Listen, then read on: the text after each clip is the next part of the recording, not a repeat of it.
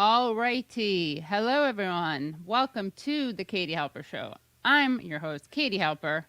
And if it's in a Thursday night, if it's a Thursday night, I don't even know what accent that is, maybe Greek or Italian.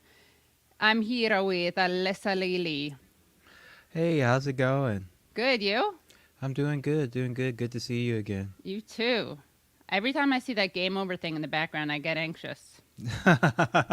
My niece and nephew gave it to me for Christmas, and I just like it. It has nice, looks cool colors and stuff. So Yeah, I keep like it. it It's there. great. I like it.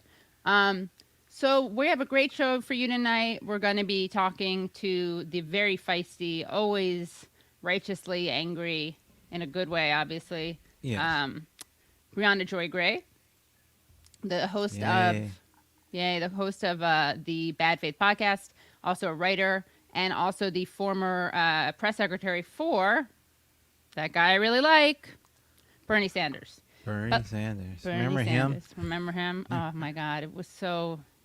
Yeah, don't let me get started. But Leslie, what have you been up to? Same old, same old. On over on my podcast, Struggle Session, which you can find at patreon.com/struggle session Always or beat me on the Patreon. sesh.plus. We've been having lots of great episodes. We recently did Kong versus Godzilla, and we talked the whole monster verse, all five of those movies, and we had a good time talking about it with it. So always be sure, please check us out, subscribe. It helps me and Jack out so much. Patreon.com/struggle session. There you go. Do it right after you become Patreon supporters of the Katie Halper Show. Yes, of course. Patreon.com/the Katie Halper Show. Yeah, awesome. And we're going to be bringing in Esha shortly. Wow, someone just sent me some interesting things. They showed me a lot of progress they made writing. I'm very impressed. Do you ever write by hand, Leslie? No, well, I guess I do sometimes. I can do either way. I guess I mostly type, but I don't actually have a problem writing by hand. But you just have to retype it. So Right. you know. But it can be therapeutic. Oh, are you? Oh, because you were talking. I saw that you were doing morning pages, and I Yes. think, yeah, I'm going to be doing that this summer as well. I already write. I got an article to write on Tuesday now. Oh, That's all over my head, but yeah. And it's actually going to be in These Times magazine. awesome. Great, Yeah, great place. yeah. What's it going to be on? It's going to be about black superheroes and Like yourself? imperialism. Such as Yes, yourself? but the history of the black superhero imperialism, but only like a 1,000 words. Not we're not diving that super deep, but we're going to have some fun with it. I hope everybody checks that out. It will be in the print edition Ooh, of In that's These Times. exciting. Yeah. When is that one coming out? Oh, I mean, how long did it take to print something? Like 6 months. Really? I don't know. It feels like that sometimes. I've never. It always seems to take a while to get a print, but I'm very excited for it. I'm excited. Make me a print of it, like a print linoleum print or something. Is Oh that even a yeah, thing? yeah. Where you put it on your wall and stuff. Yeah, that's Yeah. cool. Guys, I'm not gonna lie. I'm distracted right now. I'm distracted by the light on my face. I'm anticipating how it's gonna change as the sun goes down. But you look great. You look great now. But yeah, Thanks. with the sun goes down, things do change. Do you have like streamer lights yet? I have a light that I really like. It's a Loom. So, guys, Loom, if you want me to mention you ever again, sponsor me.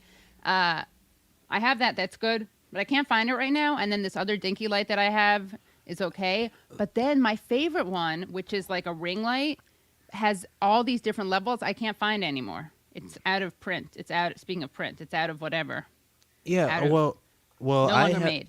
I have this one light, this Amazon light. It's this big LED thing, and it's so good, so bright. Like, let me give you an example. So that light, I don't have.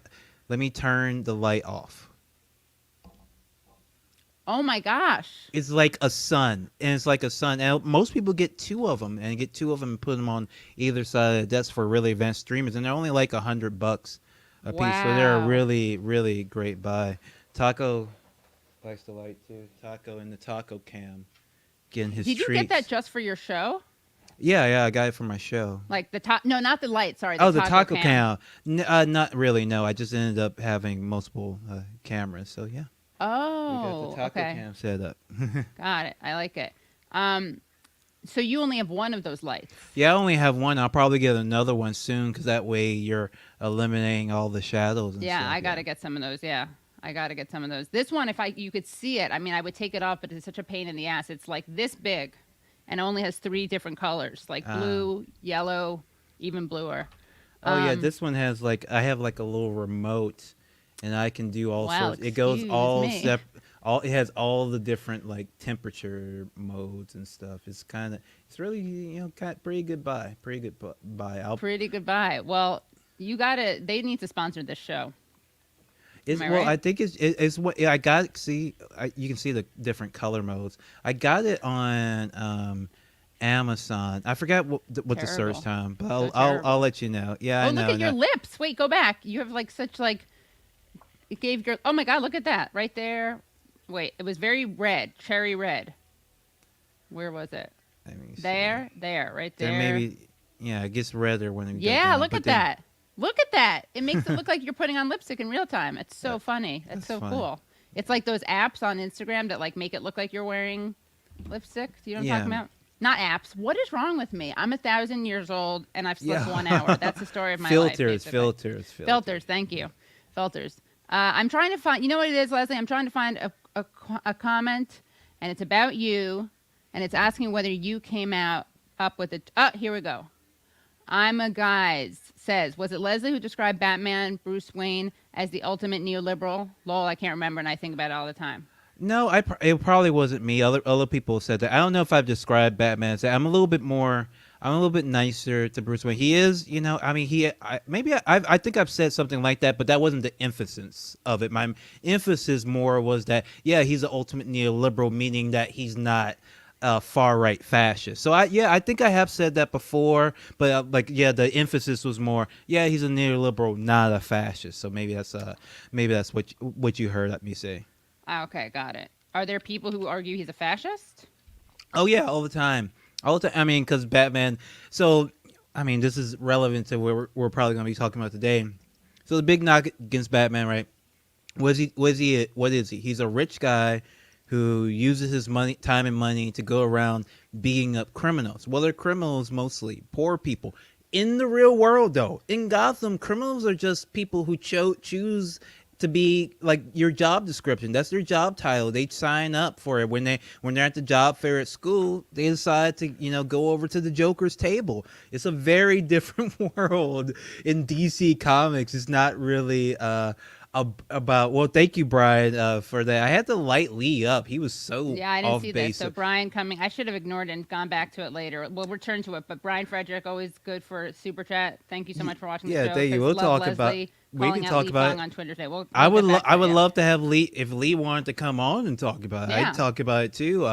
But yeah, so the knock against Batman, he's just a rich guy going around beating up poor people who are suffering and struggling and have to turn to crime because of society and like in the real world, right? Obviously, and they're saying Batman's like a cop, but in the comic book world, like criminals are kind like they're bad, but also they go to prison for a very short time and then they get out, and then Batman sends them back, and then they get out, and the cops in Gotham are Revolving door. yeah, it's a revolving door. The cops in Gotham are mostly corrupt. Batman fights them all the time. Oh. In most of the portrayals, some portrayals he has a much friendlier reputation with the cop.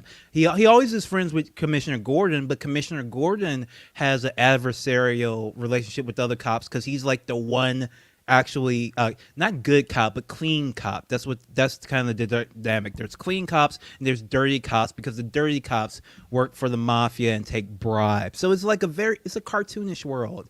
So I don't really look at Batman as a fascist, and it's actually interesting because Frank Miller in The Dark Knight Returns portrayed Superman as like a weapon of imperialism. He works directly for Ronald Reagan, like trying to occupy countries and stuff like that, taking orders from the government. And Batman is sort of more like this sort of anarchist figure, but he has some right leaning tendencies. But at the end of end of the book, he ends up taking a gang of like youth criminals that he's been fighting this whole time and turns them into his personal like army. So it's very strange. Like he's been fighting these this gang called the Mutants, and they're tearing around the city, and everybody's like, we need to fund the cops, we need to stop this crime. And Batman's like, actually the cops suck too, and so he handles the problem, and then he hires all of them. He hires all the little teenage criminals that everybody wanted to crack down on, and uses them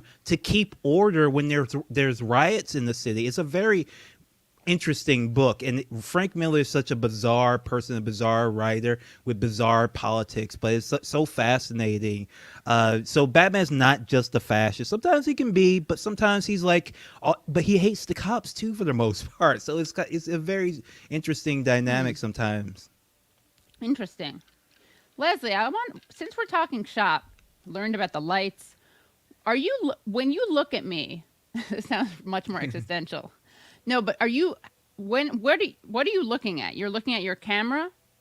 Oh, when I'm looking at you, no, I'm not looking at my camera's not attached to my computer. I'm looking at my screen. I have two screens. Oh, okay. And sometimes I look over here, sometimes I look there, but my camera is like in the middle.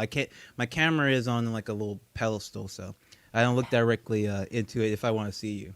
Leslie, don't put your camera on a pedestal. It's not a good dynamic. You need to see eye to eye. Yeah, Look unfortunately, if I put it on my screen, you only get the top of my head. Yeah, I know. How do we work this out? Maybe you should invest in one of these little guys that I have, which is a Logitech. I should bleep it out. It's a Logitech, and you put it on the top of your laptop. Like, am I too high right now? No, you're fine, but your computer is on your it's on a thing. It's on a razor. Yeah, mine is elevated because it's healthier to have it up. I'm not going to sacrifice my health for a camera to look at the camera. For eye line. Oh, yeah, for an eye line. What should be higher up? Yeah, your monitor should be higher up, especially since I'm taller. My monitor should be higher up. If I set my computer on my desk and put the camera where it's facing directly into my eyes, that's far too low for me to use as a computer. Far too low. Yeah. Far too low. Yeah, you got to get a riser. I mean, I have a piece of crap one. I would not recommend I have a built-in riser on my desk. It's like a built-in riser, so I couldn't even lower the camera if I wanted to. Really. Oh, do you have an external keyboard? Yes. A Bluetooth? That's game changer. Well, actually, I'm not on Bluetooth. I'm on RF, which is actually more reliable. What's that? Well, that's the old way of doing it. Where you don't have to it's not a Bluetooth keyboard. It's just a wireless keyboard. It would just be called wireless if you bought it from the store. Wow. Usually they come with mouse. You get a wireless keyboard and mouse set usually, but Bluetooth is great, but it's not, the connection isn't as reliable, but it is more powerful because you can send music and stuff over. It's not really necessarily made for like keyboards. There's keyboards, stuff like that. They can just use an RF receiver, but the thing with an RF receiver, you have to have a little dongle with it. Your computer probably isn't going to have one on there. Right. I got a great system that everyone say hi to Maria and Brad. And Nick, who's not here, but the other ones are here. The other ones. I sound like, what was that McCain talking about Obama? This one, that one, this guy, that one. That one. Who said that? That one. But Maria and Brad are here, and Nick Brad helped me pick out the mic. Maria helps me with a lot of framing questions. And then Nick sent me up this really cool system, which is, you'd never know. I have a bunch of stuff plugged into one port. Oh, you have like one of those super port, things.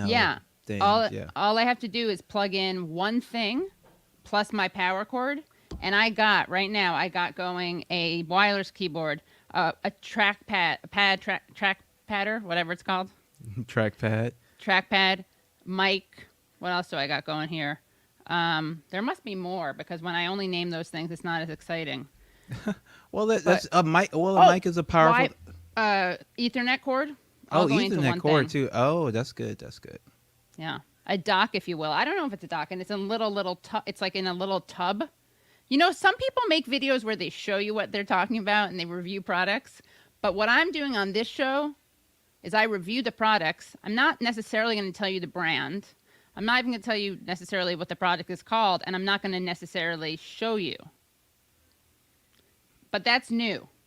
Yeah. Most shows don't do that. No, most shows do not. Somebody mentioned, is it a is a USB dongle? It's probably, yeah. Well, I don't, do they call those a dongle? Because those are a little bit more advanced than just the ones that just have USB ports. Yours has like an Ethernet thing like built in, right? And like is a kind of like a more advanced one.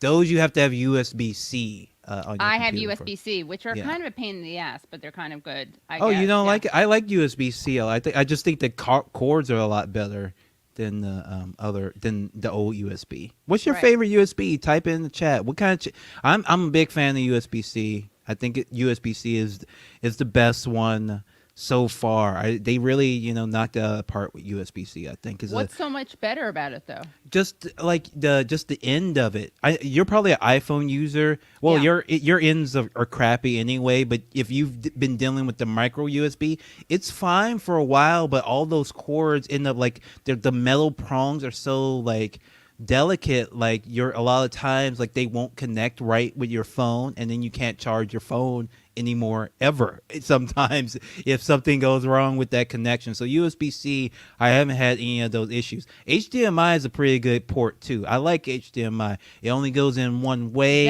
That's an easy one. Yeah, it's an Simple. easy one. It's an easy one. It's a nice one. It's a nice one. Yeah. Well, that's great. I mean, that's just all of that is just very helpful to hear, and very excited about that. And yeah, if any of these people want to sponsor this show, we'll review your products.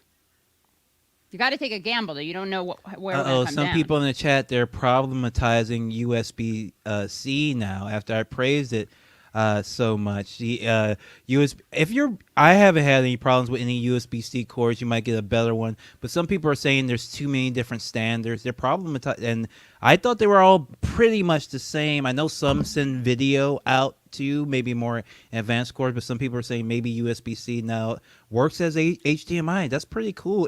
He paid $5 to tell me that, probably because he saved money using Yeah. USB C.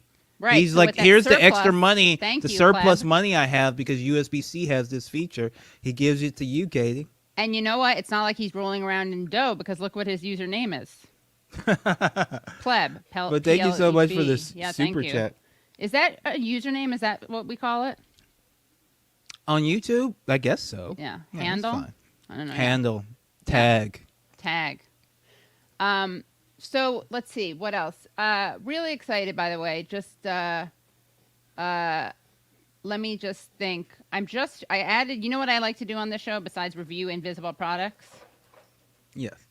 I like to add on a guest. Great. Just throw them on there. I mean, I would like to pretend that it was Lee Fong. I could probably manage a Lee. I could probably get Lee Camp on here in real time. But I want to bring on someone, which means that I have to just give them a link. You know, guys, this is you never know how it's going to end, right? Game over. It's not game over, but it's game. We don't know where. Is that good? Game on. Game on. Yeah, game on. Yeah. So I'm going to bring on someone who's been on the show, but a very long time ago. But first, I kind of got to maybe walk him through it. Wait, what did you say? YouTube doesn't have me listed as live? Guys, oh, wait. Hold on. Let me make sure it's on the Katie Halper Show thing. That may be actually my fault. I usually go to the censorship thing. That may be my fault. Hold on, guys. One second. No, I put it on the Katie Halper Show. What is happening? I demand an explanation. Jack is Dorsch. That's from Twitter. Who runs YouTube? Well, whoever's in charge of Google. I don't know. I just went to YouTube and it says you're live now in my little box. Maybe you're just shadow banned to that person. Yeah. Hey, let us know. Are you shadow banned? Let us know. If you've been shadow banned, reach out. We're here for you. We're going to talk to Zuckerberg. I've been throttled. That's what it is. It's true. I've been throttled. Oh, someone else whose screen doesn't say live. That's interesting. That's weird. Yeah. Brad is laying down. Brad has no time for this feedback. You know what he says? He said, it's probably the same people trolling. There was an echo last time. Mine says live. And then Maria chimes in with, you are live. If you guys Yeah. are trolling and you got past the filter, the money filter. Yeah. Yeah, it says live, and I don't know. That's weird. That's weird. That's a weird. I don't know. We're is unfortunately this is tech talk, not YouTube tech support. Sadly. Yeah, this is it. This has been welcome to my tech talk. All right, so let's see. I'm trying to bring in this guy to talk about. You know what today is? You know what? Let me just give this person the link. Whatever. Well, he should be okay. You know what today is, Leslie? What is today? You don't know? No. Oh wow. Well, today is a special day, and maybe you don't know because you are protesting because it's such a terrible thing. It is Earth Day. Ah, Earth Day. Oh well, no one's been. I didn't see anyone I know really talk why. about that. I guess because we gave up. We gave up. It's too we sad. Yeah, we gave up. It was It's like done. too. It was Yeah, such a big deal when I was a kid. I we had remember, but hope. it's like nobody even talks about it anymore. That's so sad because That is so sad. Little Earth. Imagine like a little sad little Earth crying now. yeah. Guys, throw us your favorite Earth anti-Earth Day images. No, of your crying. favorite memories of Earth since it's gonna be like, Yeah, not yeah. here. Hold on to those images. What are Yeah. your favorite memories of old Earth before we demolished Destroyed it to it, yeah. build luxury condos? I think we have a Russian bot in the house because Venom tweeted, "Reach out," and chatted, "Reach out, and we will beat it together," which is, of course, a reference to the anti-masturbation memes that the Russians apparently used, and that's one of the reasons that Hillary Clinton lost to Donald Trump. Apparently, they really had that. I'll find that, but it's a thing of Jesus Christ and saying, "Masturbation problem, reach out, and we'll beat it together." Oh my God, that's Yeah. so funny. That's so Yeah. funny, Venom. Thank you so much Yeah, for but paying thank you, yeah. $5 to make me laugh. Thank you. Yeah. That's very funny. I hadn't looked at that meme. I had seen it, but I didn't read it. I didn't actually read Yeah. the meme when it came. Oh, that's so funny. Yeah. There's another one that's good. That's like you can't pray to God while you're masturbating or something. You can't pray. Maybe you can't probably something like you can't put two hands together No. to pray. But it's weirder. It's like, it's weirder. hold on, Yeah. let me see. Masturbate. Talking to God. Hold on. Masturbate God meme. Hold on. Reach out. Hold on. Jesus, masturbation. Holy Mary, Mother, Joseph, and Christ, and Jesus, masturbation. All right. Hold on. Yeah, this is it. I'll show it to you in a second. Oh, well, we have our first guest on, though. Oh, great. All right. You guys, we were just talking about how so we'll get to the Jesus masturbation memes shortly. Just going to give our guest some time to set up. And he has nothing to do with those memes. But you know what? Until he sets up, until he selects the right audio, I'm going to show you a good meme. You guys ready for a good meme? Okay. Because I got a good meme for you. 1 second.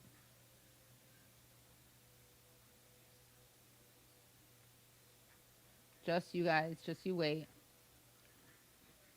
Okay, you see this?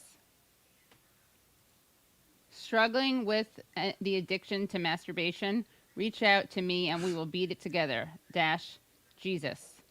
And then this is the other one. You can't hold hands with God when you are masturbating. Use our hotline if you need help. That's so bizarre. I think the jury's out on the second one, though. I'm just going to say. That makes a lot of assumptions. I mean, because technically, you only need one hand. You only need one hand to hold hands. What are you talking about? Exactly. If you can't, maybe you can't clasp your hands and pray, but you can hold hands with someone. Yeah. I mean, there's a lot of making asses out of you and me in this one. Yes. So. A lot of assumptions. A lot of assumptions, yeah. Well, we're going to bring on our next guest, and he is going to. We were just talking about a holiday that's barely celebrated right now, and this guy is doing all he can do to put a stop to that, because this guy, he's pro-Earth. All right, so let into the conversation Brad Johnson. Hello, Brad. Hey, can you guys hear me? Yes. Can you hear us? How's it going? Yep. That's why I said hello when you said hello. You could have read lips. I can't read lips. Well, now I know that, but I didn't know that before. Brad is a non-lip reading climate strategist on the board of End Climate Silence and Communities Responding to Extreme Weather, and the co-founder and former executive director of Climate Hawks Vote. So, thank you so much for joining, and wanted to know what is going on. Why aren't people talking more about Earth Day? I And mean, what can we do to bring Earth Day back? lots of people are talking about Earth Day. It's like a trending topic on Twitter. The Not quite enough. Well, I mean, it's funny. Like, there's actually a good piece that Emily Atkin, who is super awesome, and it's like basically the only reason to read something on Substack. I know Well, people you could have also other watch. opinions. You could also watch Useful Idiots there too. Yeah. There's also that. She's a super awesome climate reporter, and she did a whole piece today about all of the pitches, the Earth Day pitches that she gets every April, and how many of them are like, here's you should write about this cool like mouthwash or like hand cream or some other like eco-friendly beauty product. And so that's like there's like that whole direction that kind of Earth Day has gone. I mean, the funny thing about Earth Day is that it was like the first one was before, well, in the 71, so well before, or not 71, maybe like 70. So it was well before like I was alive. And Me too. Leslie too, yeah. Yeah, I don't want to judge anybody's age. Right. I mean, you all look like you're younger than that. That first one was like it was a relatively radical action that was done by people who were considered relatively radical people at the time, and it was very what we would call intersectional now. And like a lot of things over the following decades, the environmental movement kind of fractured into the well-funded kind of white side of environmentalism and the like people without lots of money and resources and political power. And that's kind of like what became like environmental justice. And in the last, I mean, there's always been attempts to bridge those divides and repair those. But I would say in the last 5-10 years is when there's been like a really meaningful effort, especially by people who are younger than us, and who are seeing like a world in which you can't just like solve all the environmental problems while you like ignore you can't do everything in one bit, and that you can't compartmentalize these problems. Right. So like Earth Day as like a holiday or as a celebration, it's something that like happens, and it's a good reason. It's I guess a motivating reason for like Joe Biden and other elected officials and presidents to come together and hold a virtual summit like they did today. But other than that, like it's not like a super meaningful thing. It's a day of mourning now. I mean, that's in many ways like what it should be. Right. That's a good way. I mean, and that's the funny thing is the first Earth Day was very much that. Like, this is like people, like people were like rivers on fire, like the air is unbreathable. People were like people and forests and lands and like everything, people were just living in filth, and children were getting killed. And so that was what motivated that originally. And that's the same thing that's kind of motivating the movements now. Was it in a specific area that you're talking about? When you say like living in filth, what do you? Well, I mean, you had situations where like there was a general recognition that like that was why it's called Earth Day, that no matter where people lived, whether they lived in like Los Angeles or in Cleveland, or they lived in Brazil or in in London and Paris, or like in, let's say no Rio, matter where. We're doing cities, we want the analogy, yeah. Right, but like no matter whether it was a city or like in rural lands, that there was this abuse of environmental resources that was like being done for profit, and that people were being forced to live in like pollution, and like that there was nothing being done to clean up the water or the air or the land, and that was what people were protesting against then. Yeah, and now there's a lot of greenwashing. Yeah, so there's the greenwashing, and like there's a lot of this kind of like John Kerry's been going around telling banks and CEOs that only the private industry and only the market can save us from global warming, which is like a little worrisome. But so there's that. There's both there's the greenwashing lens, and then there's also just the whole kind of neoliberalism can save us from neoliberalism. That's there's still that vein of thought. The neoliberal hen guarding the neoliberal hen? What would that metaphor be? I don't know what the hen on hen violence, neolib on neolib non-violence. Yeah, well, and then there's the Elon Musk idea, which is just hey, we can destroy Earth, and then Mars will be better. Yeah. Right. It's a fox in the hen house. Right, fox guarding the hen house, right? Yes. Yeah. But this is different. This would be like a fox guarding a fox house and just letting the foxes go in and out all day.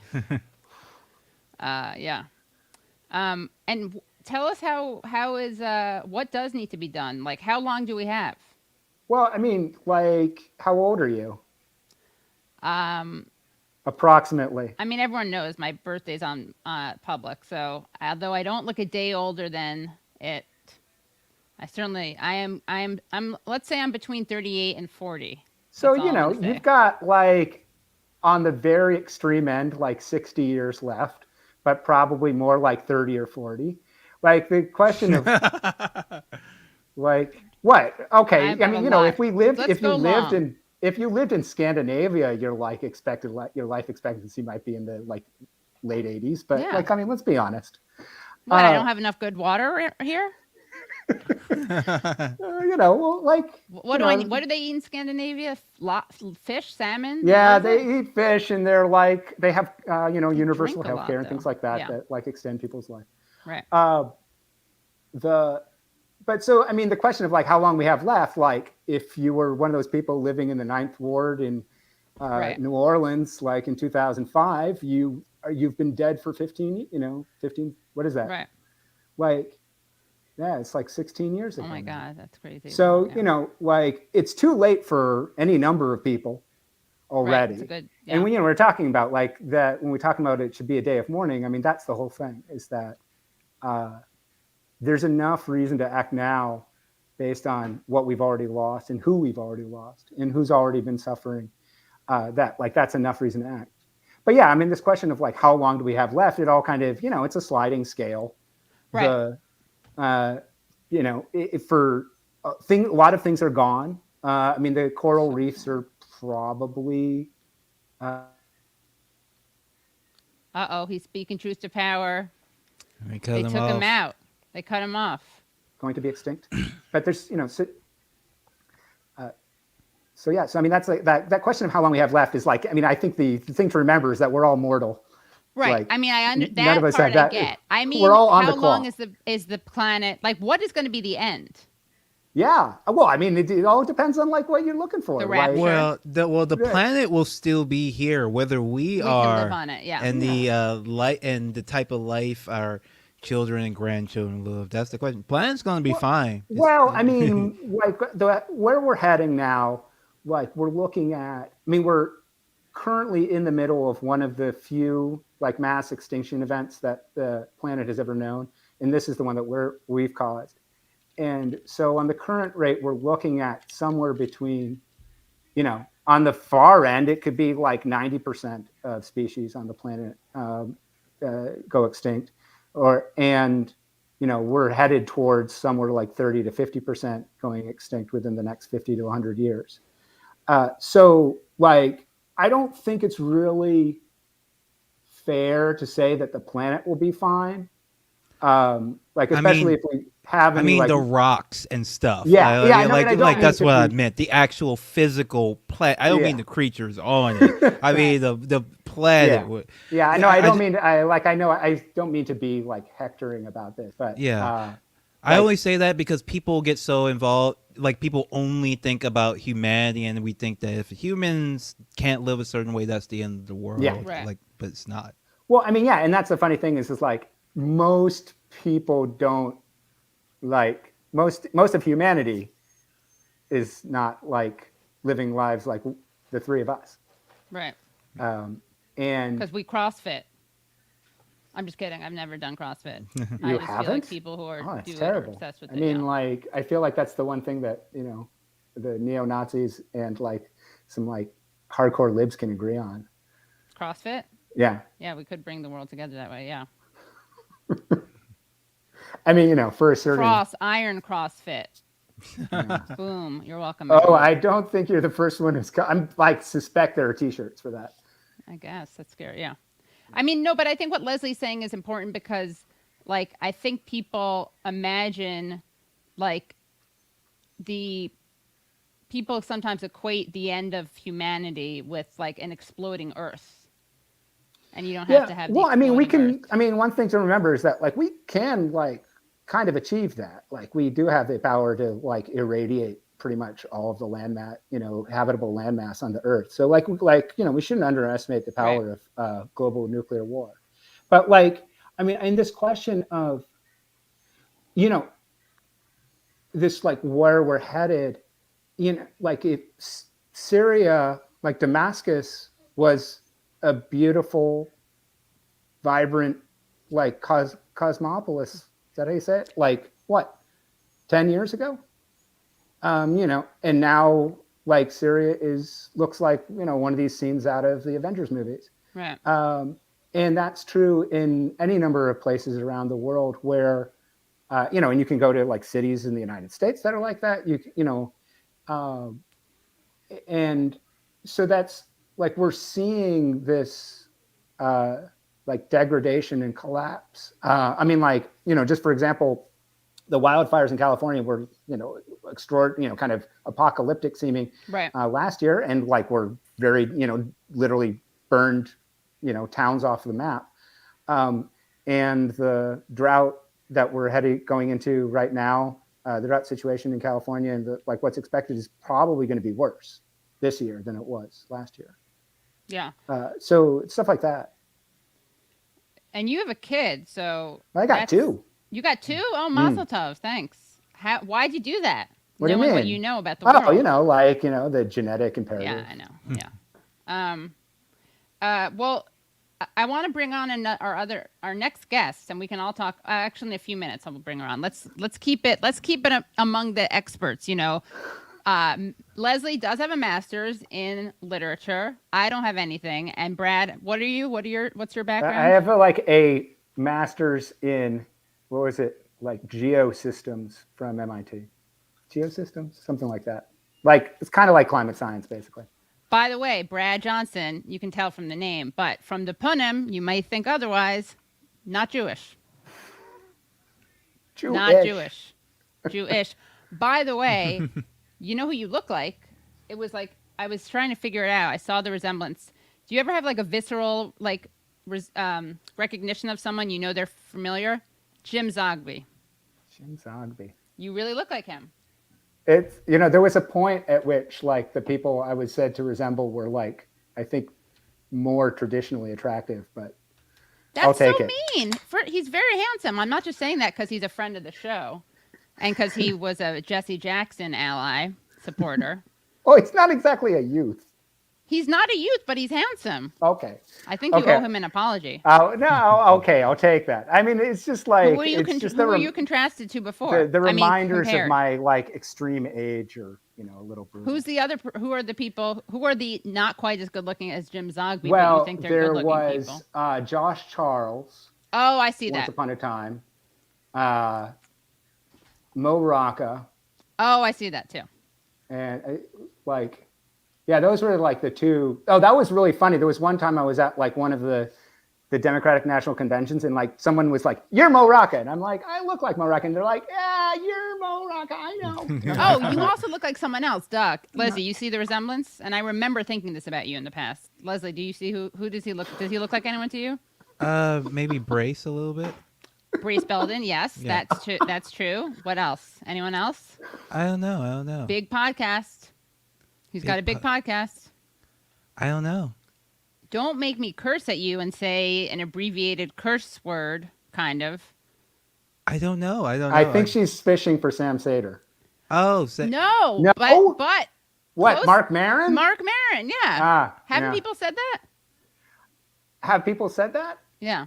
I mean, I don't think I've been hanging out with the like kind of Lower East Side community lately enough to get that. I mean, I don't. Yeah, but people can think that you look like him. Matthew Yeah. McConaughey, I see that too. Anyway, guys, we could be here all day and all night doing the resemblance game, the long distance game.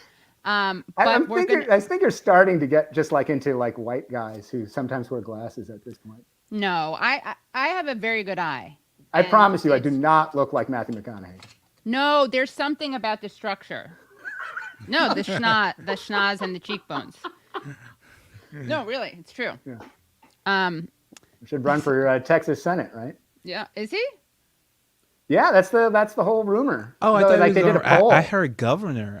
Governor, is that it? Yeah, I think he's thought I not heard quite governor. like. Oh I feel yeah, like he doesn't okay, know sure, whatever. He should run for whatever. civics enough to. Bradley Cooper, someone else said. I mean, I'm a Brad. There's that. That's what it is. We all get confused. Casey Affleck, no way, no how. Anyway, we're getting big because we have. This is funny. He and Matthew both have skulls. The resemblance is uncanny. Yeah, that's kind of where I'm at on this. Yeah. Well, we're going to bring in someone who bears no resemblance to anyone because she's one of a kind. And you know her, you love her. Her name is Briahna Joy Gray. Bree, hello. Hello. You know what, Katie? It is true, but I never get told I resemble anybody ever. Yeah. Which is probably a boon given how this conversation has been going. I mean, do you see the Jim Zogby resemblance? I don't know that I have a clear enough picture of Zogby in my head. Yeah. It's nice to meet you, Brad. Hello. In fact, you know what? Hold on, just so people don't think I'm totally crazy. I mean, to be clear, I have been harassed by Katie about this before. So about Jim Zogby? Yeah, I think you've done the Zog. I think you've mentioned Zog. I pulled the Zog. Yeah. I think maybe once I mentioned it because hold on. I just realized it. I think I maybe G-chatted you about it. Yeah, I don't think you like. I didn't sense that you were trying to harass me. I just like it felt harassed. It felt her right. Yeah. Let's see. I don't know. I think it's a pretty good. When he, hold on, let's see. Now, hold on, I got to show you this, and then we'll get on with the show. It's not a flattering picture of him. He is handsome, though. Do you see it? I'm sorry, I don't see. I see Brace more. Well, the Brace is a strapping young lad, very popular right now. He is. I'm telling you, though. Well, I won't wait. And why can't I see all the photos at one time? Hold on one second. All right. Maybe I'll show you one more. And if you don't see it, that's okay. But I'm telling you, it's there. Hold on. Here, I'll take this serious photo. This is a good serious photo. Hold on. 1 second. This was a guy, by the way. He's the head of the Arab American Institute. Great guy. Been on the show. Open. You know, another man from the region who's older and I think quite fetching is Ralph Nader. Lebanese. Ralph Nader is a handsome gentleman. Like Zogby. It's true. Yeah. It's true. You know what? Is he like unusually like tall or short or something? Or Not tall. Not short, I mean. He's not tall. I always he's assumed tall, he was I think. tall and like In a like general a tall way. Alan Alda kind of lanky sort of way. Not that I met him in person. All right, you see it now? Katie. It's not big enough. That's why. Look. I don't know. Really? All right. I'll get some analysts to point out the resemblance. I mean, I can barely. Who's that? Who am I talking to live right now? Jim Zogby or Brad? I can't even remember. Yeah. Oh, and Katie, Taco is a little bit agitated, so I'm gonna go for a few minutes and take care of him, Okay, and sure. then I'll be right back. Thank you so much. Thank you. What were we just saying? It was something really. You were talking about resemblances. Ralph Nader is tall. Ralph Nader is tall. He's Alan Alda. Mm-hmm. Alan Alda, non-Jew. You know how to sort him, Katie. You know who's who and what's Isn't that what. surprising? Did you assume he was Jewish? I don't know that I gave that much thought to Alan Alda, to be honest. In general, you gave him enough thought to have him as a reference, a height reference. I did. I mean, he looks like he's got Ralph Nader vibes. When we interviewed Nader for Bad Faith Pod, he, wasn't set up to go on camera. Right. So we had just a still image of him next to me while I'm interviewing him, and it's a picture from. It's not the most recent picture in the world, probably, but it's a very flattering picture. And as I like watch the clips of me talking to him, and it's just the photo, he's kind of gazing back at me in this still. It was a kind of a hypnotic effect. I'm not gonna lie, if I were born 50 years earlier, a girl would have shot her shot. Yeah, why not? I'm trying to look at how tall he is, but you know what I think? He's so asexual that you don't think of him as attractive. All right, Who, I don't Ralph think of him as Nader? attractive. Yeah, Speak for yourself, Katie Halper. I know. No, he's handsome, but some people are like that. You're like, oh wow, that's a handsome person, but you don't think of it. But someone find out, please, for me, how tall he is. And thank you, by the way, A-Rem, for seeing the resemblance. Anyway, but let's get back to. I think this is what I get for like Katie was like, what do you want to talk about? And I'm like, I don't know. Way to pull back. I run a very professional operation. There we go. Ralph is tall. Revealed how I do this. Yeah. Somebody says that loud, he's apparently. 6'3". I don't know how 6'3". Audio. Don't listen. Brad can lower.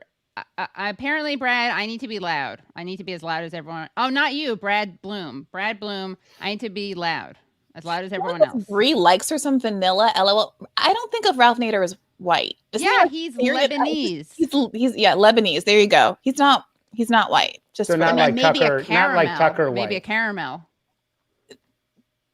If we're gonna do, I don't know what flavor vanilla. he is. Yeah. I just know that he's not white. Yeah, that's just messed up. That was just a callback on my part to that very good song, Ice Cream. But I have a question. I have an environmental question for Brad. I mean, fine, if you want to go off topic, sure, go ahead. On Earth Day. On Earth Day. So we've been trying to have a climate episode for a while. We're working our way up to it. Climate, Earth Day would have been a good day to do it, but I did not put Earth Day in my calendar, so we missed this little opportunity. So I'm going to ask you now, so much of the dialogue going into the general election was about how, I know that you're really disappointed progressives, but we got to vote for Joe Biden because we're at the tipping point in terms of our last opportunity to stop the most cataclysmic effects of climate change. And if, Donald Trump is obviously not going to do it, so we got to vote for Biden. And then we got to hold Biden's feet to the fire to make sure he does in fact do it. Because as we all know, the Sunrise Movement gave him like a F- or whatever in their climate report. He didn't come anywhere close to running on the level of investment that you needed to have in order to actually get us carbon neutral by the times we're supposed to, in order to prevent the 2 degrees Celsius cut point, all of this stuff. But now it feels like that has all gone out the window, and anything that Biden does that's better than Trump is being framed by even progressive climate advocates as like, good job, pat on the back. When it seemed to me, it was like, you got to get here or basically ball game's over. We're going to be having people who live at the equator boiling in 15 minutes if they stand outside. And like, there was an urgency that I now feel is lost because we're all writing these progressive articles about how great Joe Biden is in all these respects in his climate plan. And I'm like, I'm not even trying to be the nitpicky person. Oh yeah, no, I mean,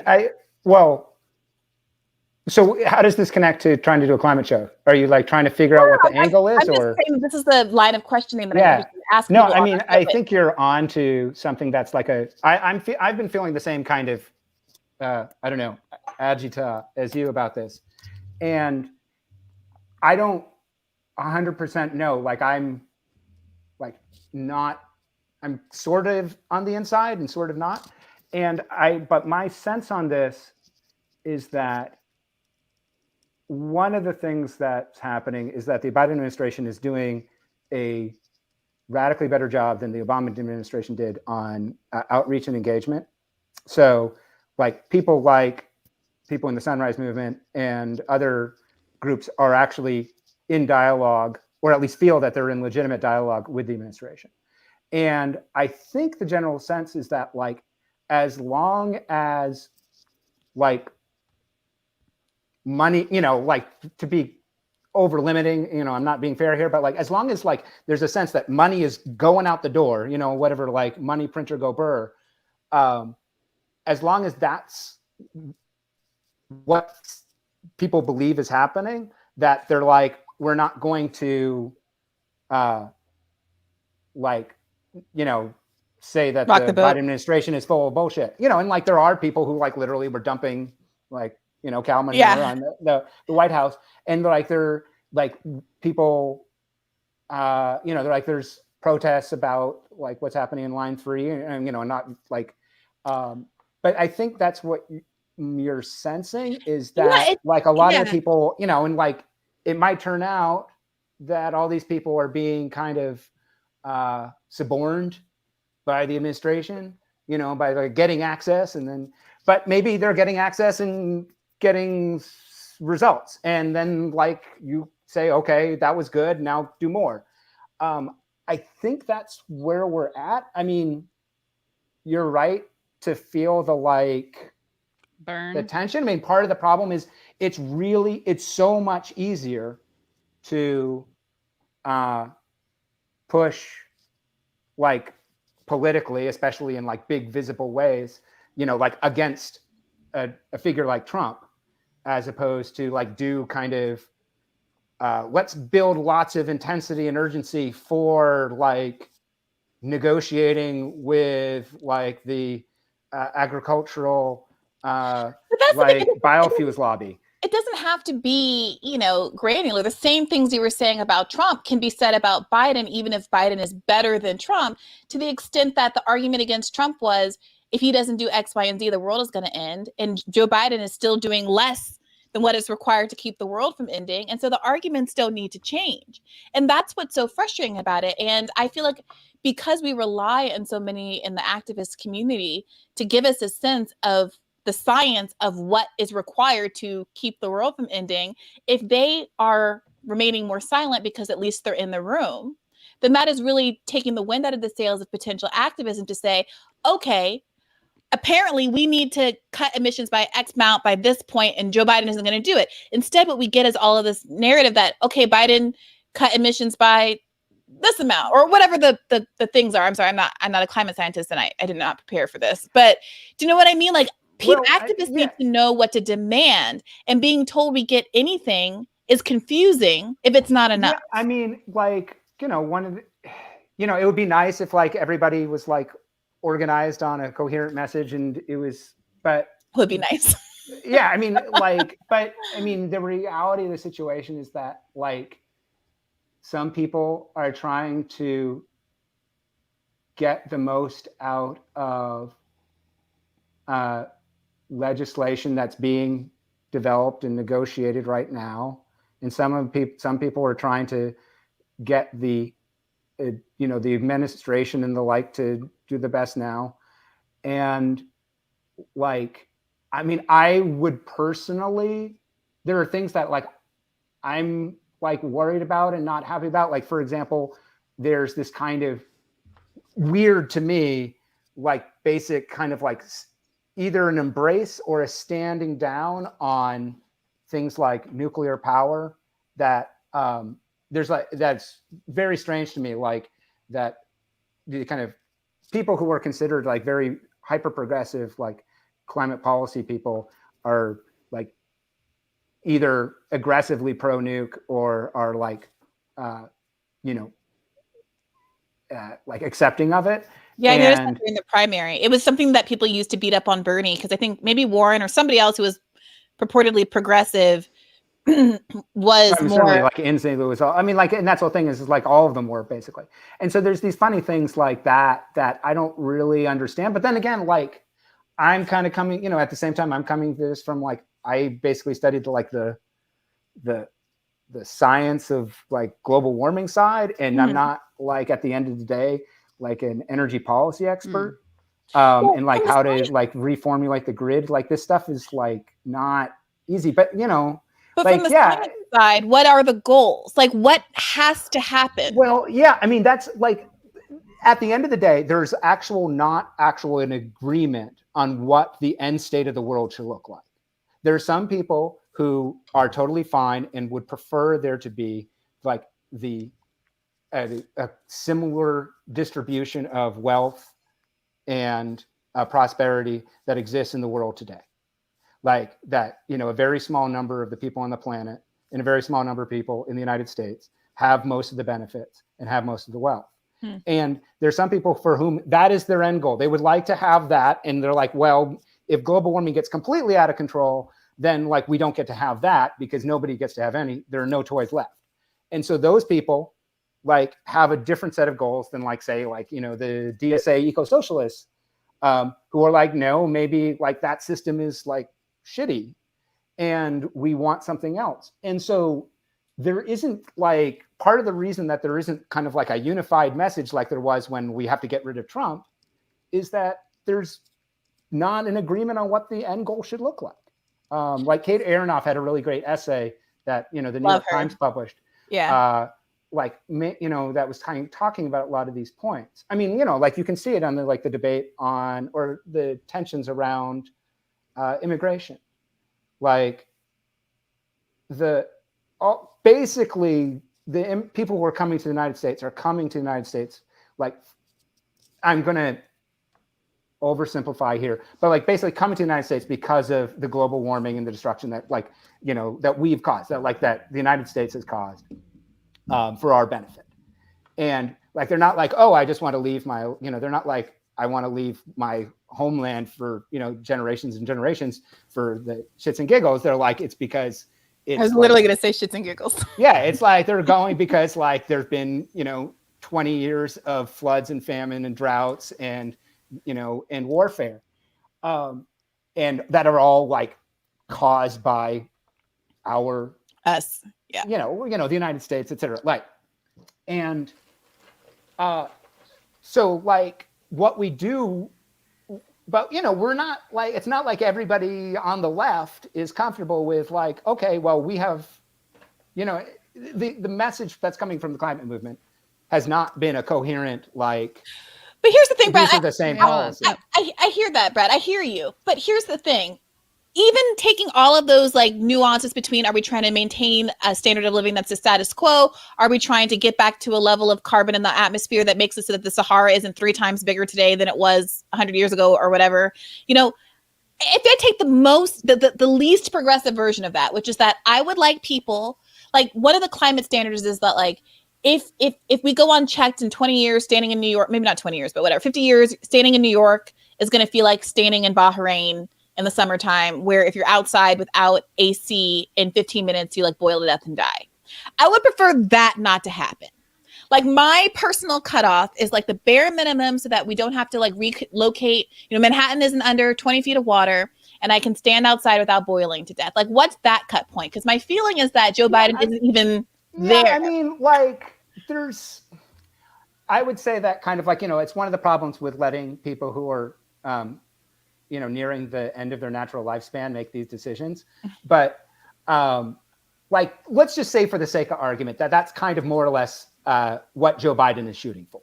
Is it though? Yeah, I can't tell. Like, I really want to know. No one really knows. I mean, like, okay, you know, basically, let me just intervene. Obviously, some of us in the room, I would say all of us, wanted Bernie Sanders, not Biden, right? Are you publicly allowed to say that? Yeah, Leslie? with the $17 trillion climate plan and green jobs plan. Right. I mean, I wrote a piece for Jacobin saying that we should be spending $50 trillion a year. Let's do over 50. 10 years. Right. So why be coy? So tell us what we got to look. Well, you got to extend out being coy. That's the whole thing. Like Briahna's like, is Joe Biden's like plan going to like maybe like prevent us from like boiling the second we step outside on Fifth Avenue? And I'm like, that seems plausible. Like I think that's fair. Brad, if you're recommending 50 trillion, Bernie did 17 trillion and Biden is what, 2 trillion? I think it's pretty fair to say that whatever Biden's plan is, ain't it? So how do we push him?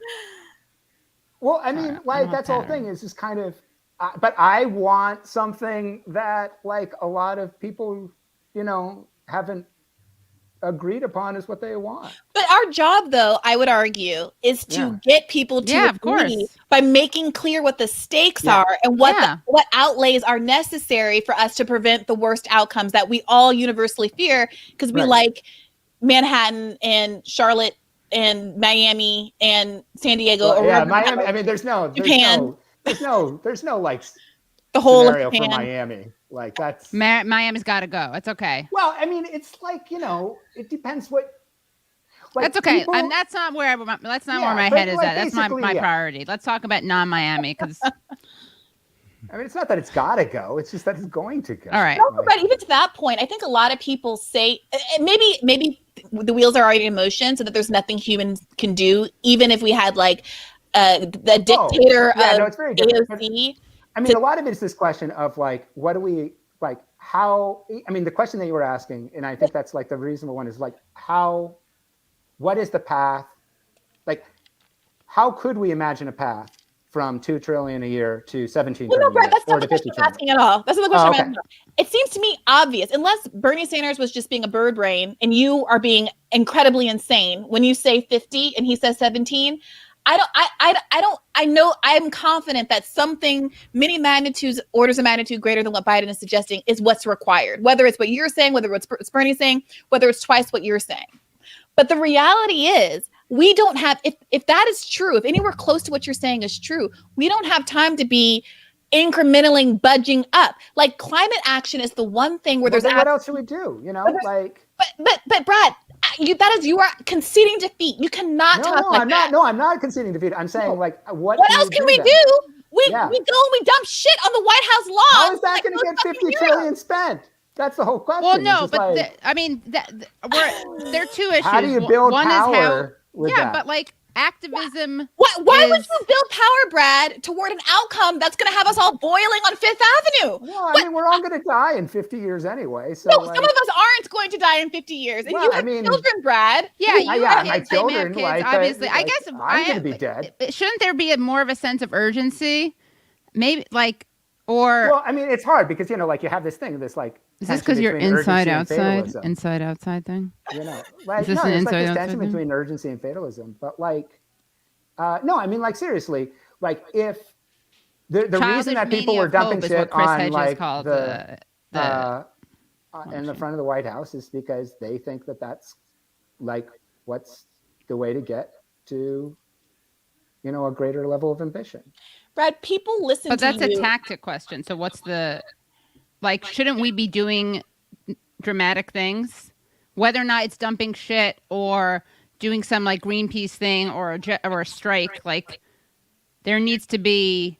I don't think we can say like, I'd like to do this, but Yeah, I mean, there not are everyone people wants doing. this. I mean, that's the whole thing. It's like there are people doing dramatic things. Like there are people. I mean, like there's a guy who, you know, there's. I mean, you know, and like these people are getting put in jail, and like around the world, like people are getting put in jail and getting killed for it. I mean, like getting.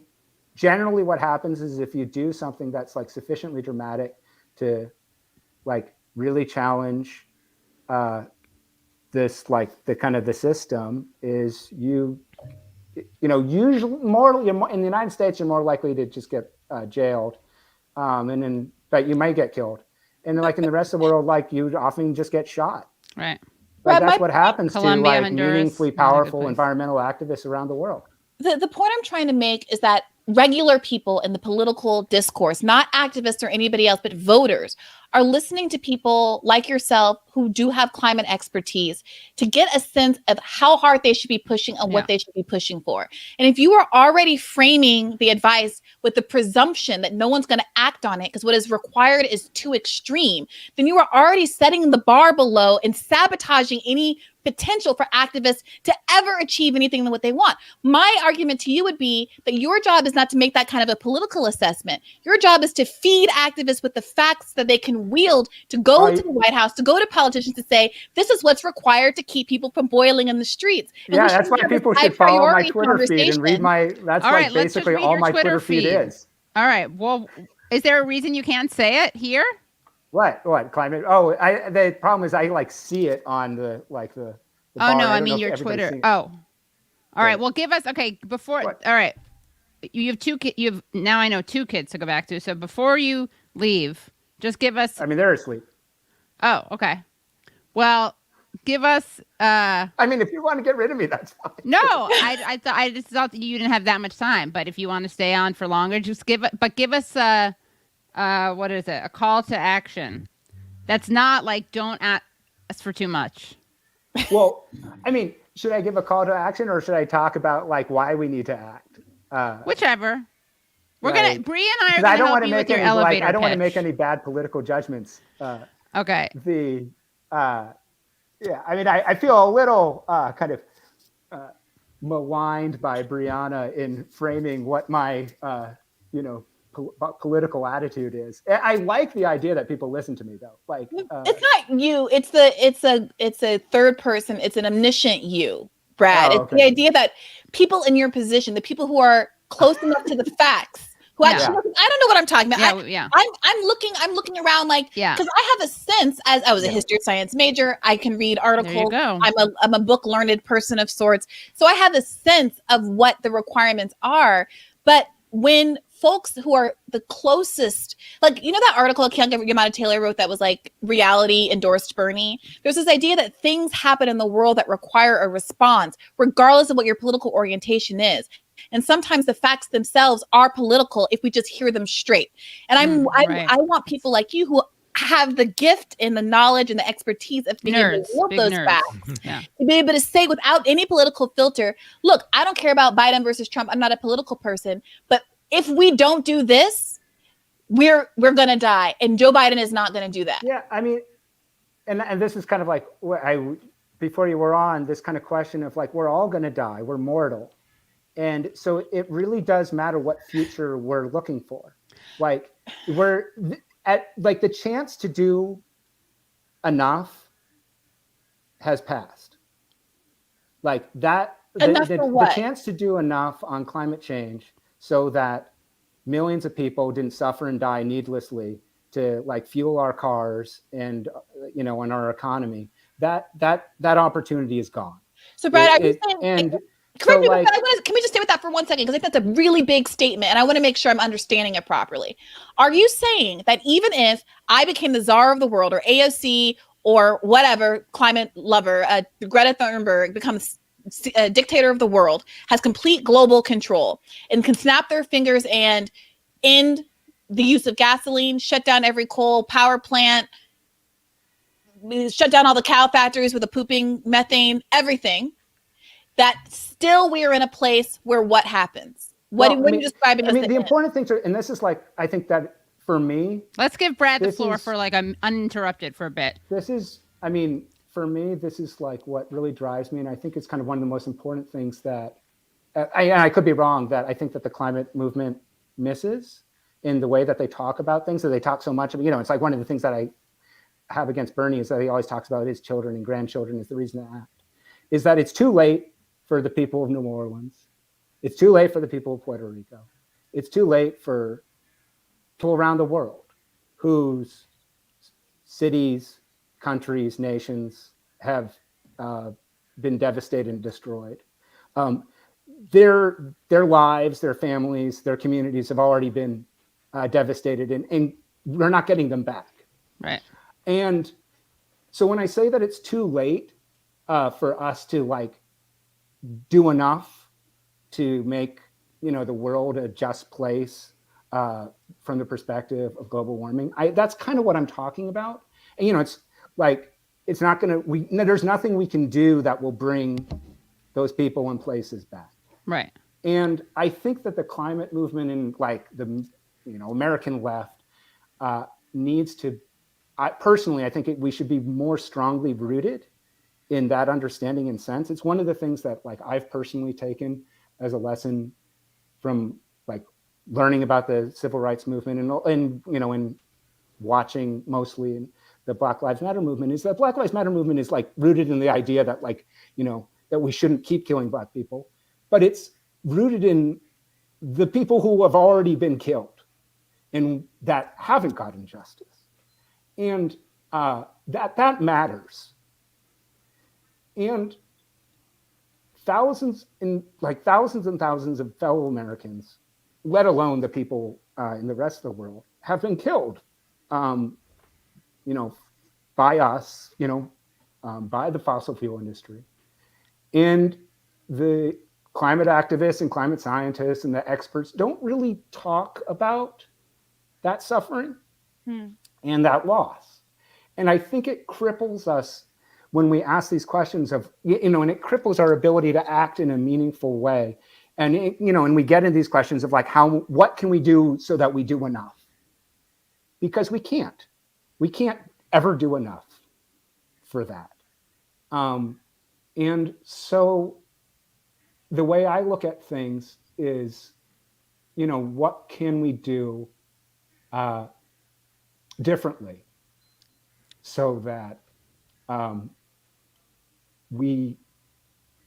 guess the way I look at it is that global warming for me kind of posits the question of whether humanity kind of deserves to exist. Like, what is, the end point of our species being one of the species on this planet? And if the end result is that we kill each other and we kill, most of the other species on this planet, and then I don't think that that's like a very good judgment on us. And I would like to believe that we have the opportunity to change that story. And I don't know if that's sufficient. And it might not be even sufficient for us to we might not get to walk outside of New York City in 30 or 50 years and have it be a comfortable experience. But we have to, for me, the question is like, do we understand the moral weight, and like there's like the physical reality of a global system that's built around, the kind of like this novel, clever idea of taking all of the dinosaurs that lived 100 million years ago and burning them all in like a few decades, and just chewing up the planet for a brief flare of Netflix. And we do have to change that. And I don't know if we're going to do enough. And Biden's not going to do enough. But I don't know. Yeah. So you're right. I don't know what it is that will take us to do more or enough, or if we have that power. But yeah, no, I mean, we have to try. Can I just ask something? So it seems like, am I right that I get the sense that you think that we haven't reckoned with so there are two questions, right? There's like what needs to be done moving forward, and then what needs to be learned, what lessons. And my sense from you is that you don't feel like the death and destruction that's already happened has been kind of recognized or acknowledged or grappled with. I don't think that kind of like the communicator class or the advocate, activists and the people with a platform.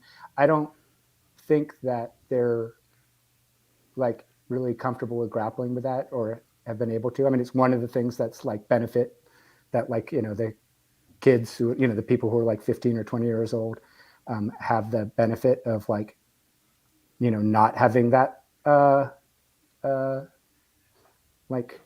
distance or that ability to pretend that that's not what's happening. But so and is there anything, I mean, you were obviously getting moved before, like, is there a specific thing, like people that or town? I mean, is there something in particular that you found very disturbing and also very underexamined or ignored? I mean, the funny thing is I'm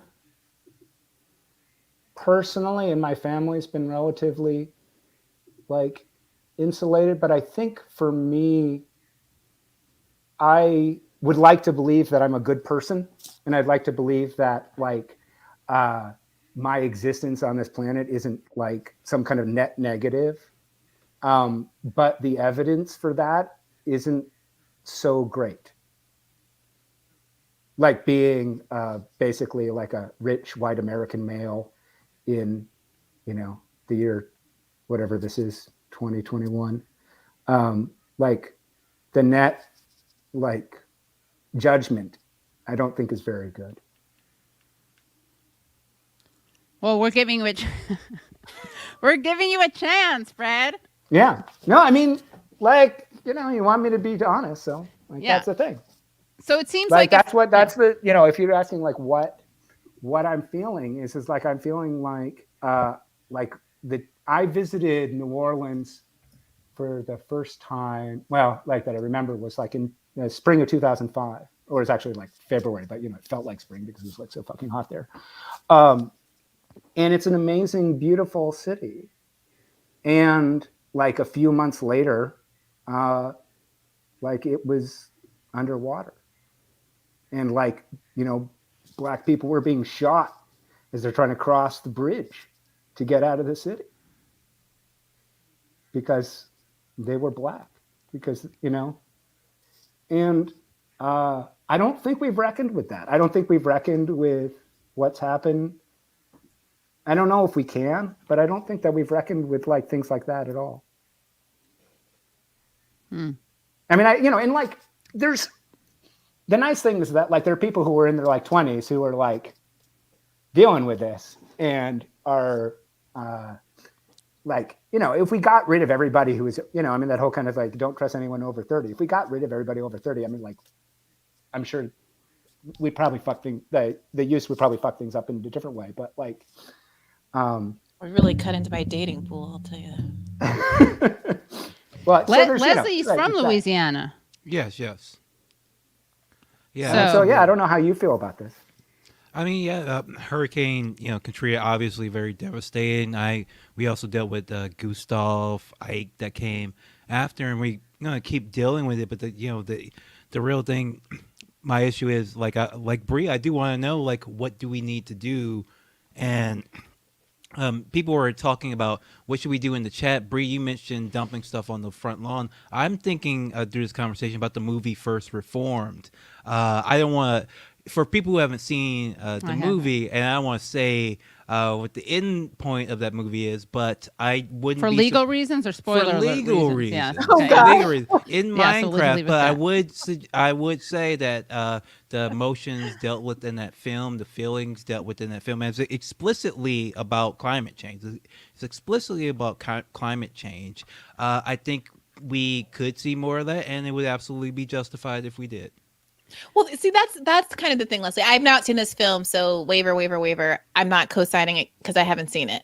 However, the idea that if the effects are as cataclysmic as they are, and to your point, Brad, given the losses, the human losses, in addition to the environmental losses that we've already incurred, the lesson from Black Lives Matter doesn't seem to me to be let's honor the losses by talking about the losses and not use that anger to mobilize toward preventing future harms. Is the opposite, is to say we are going to say those names and make, you know, visible what the harm has been done so that we can use that as leverage to motivate substantive change. Right. So I think that your point is very well taken about how much we've already lost.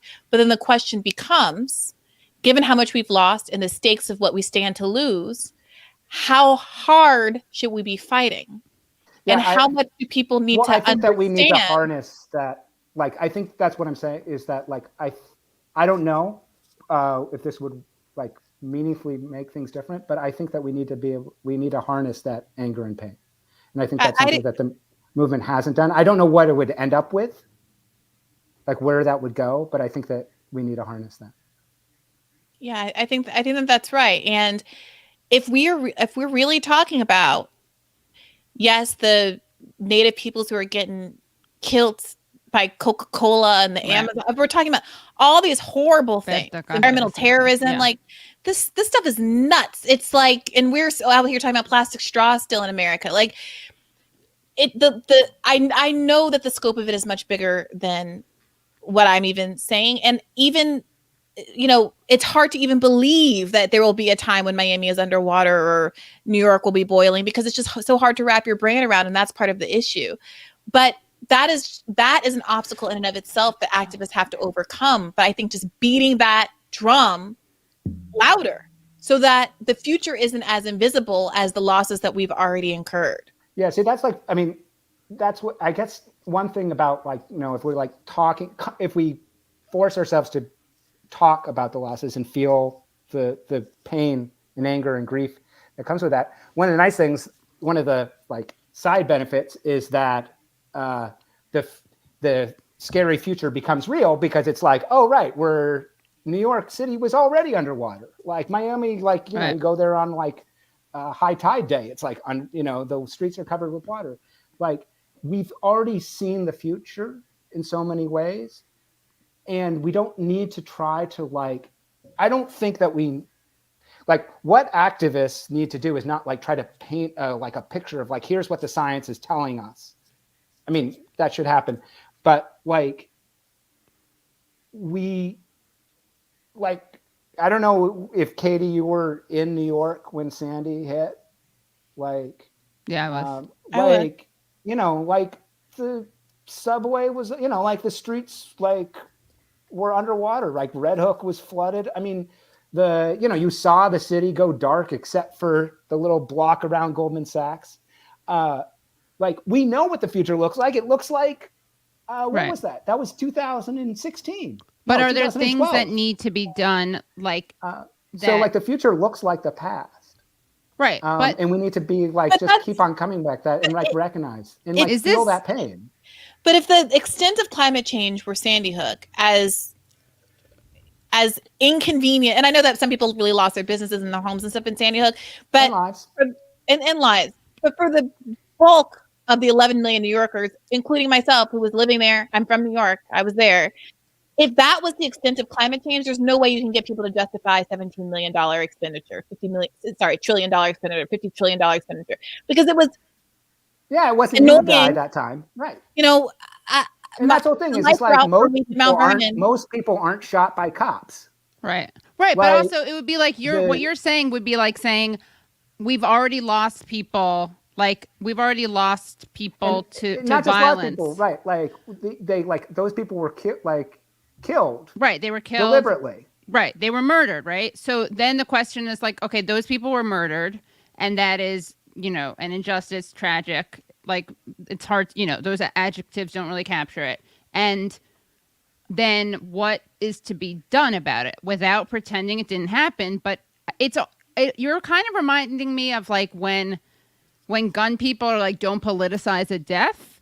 But it's like, of course, we're supposed to be looking at this tragedy and say, like, it's because of this, because we want to honor these people and their memory that we need to reform the police or that we need to fight climate change because of these people. Yeah, and it's like, I think that's the whole thing is like understanding that we're not trying to like fight climate change. With like, there are people. Okay, so sure, tell us the visit. It's going to be that we need to fight. Okay, who are those people? Tell us who those people are. We need marching orders. But seriously, like at the top of it, you have like the people who run the fossil fuel industry, like, and then you have like the financiers for the fossil fuel industry, and and like the politician. Like there was like I was watching this congressional hearing today. It's like with Greta Thunberg, which is like cool. I mean, she is great, and like kind of scary, impressive. And it was really the funniest moment for me, other than like when Katie Porter reamed the like American Petroleum Institute lobbyist, was there was she's a freshman Republican from I'm going to say Texas, New Mexico. She's the one who beat Torres Small, and she opened her statement with like, I would like to open by saying that I love the fossil fuel industry. And then she like thanked the fossil fuel industry for giving us like eyeglasses and pantyhose. And, it was just really great. I mean, it's like a really kind of like, this is like, Earth Day for Republicans. And, you look it up and like, it's totally reasonable for her to say that. She's like being paid. They paid like $150,000 to put her into office. And they've like, paid another $150,000 to keep her in office this year. So, I would probably personally demand more, but like, if somebody's paying you $150,000 a year, that's like, I think that's why like people, that's a reasonable, like payoff.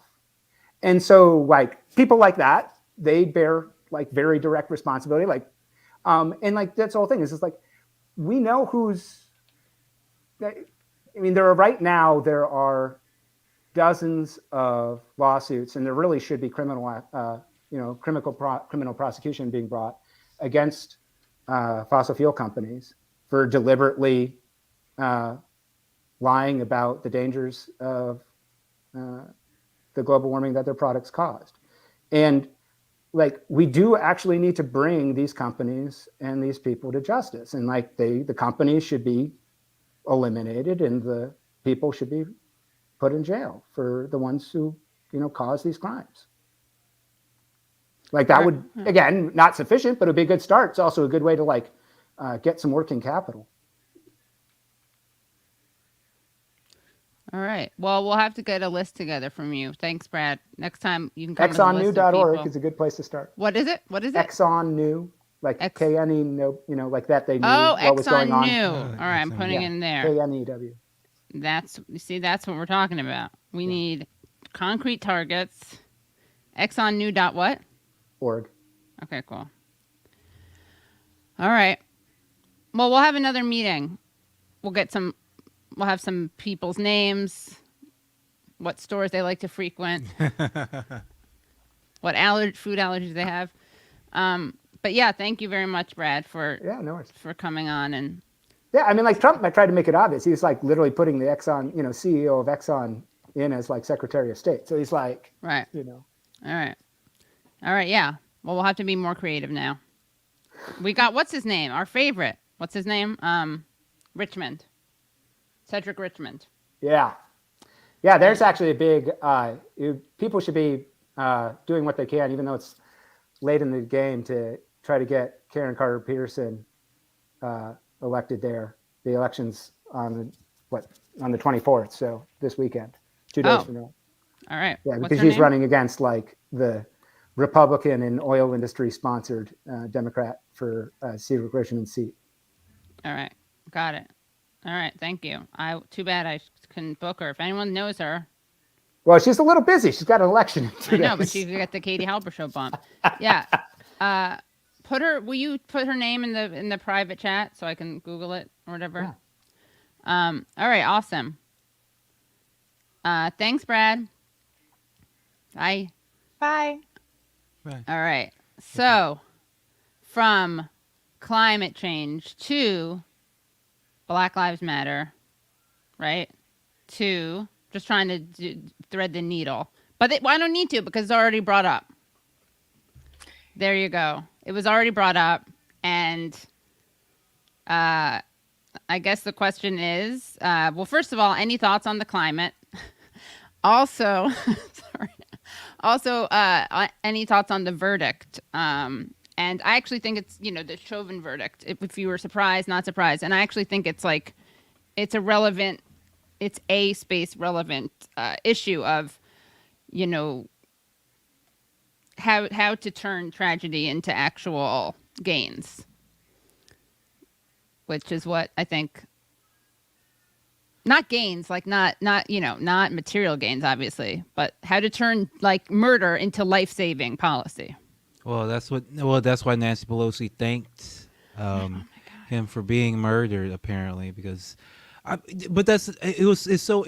press conference was so wild because what was she even thinking for? It's like she had done. I guess they are doing a bill. Has the bill passed yet already? Did they already sign the bill? Because I hadn't heard anything. The George Floyd bill. Like maybe that would be the place to thank him if you're making a bill to actually change something, but not like the verdict. You didn't do anything. Like I'm sorry that I don't even know why she was speaking in the first place. Like why was this ancient white woman speaking anyway? Like don't they have a black Democrat to go out and say something? Standing right next to her. I'm sorry, was it Barbara Lee standing? Somebody was standing next to her that were masked, so I'm sorry, but a short-haired black woman was standing next to her nodding.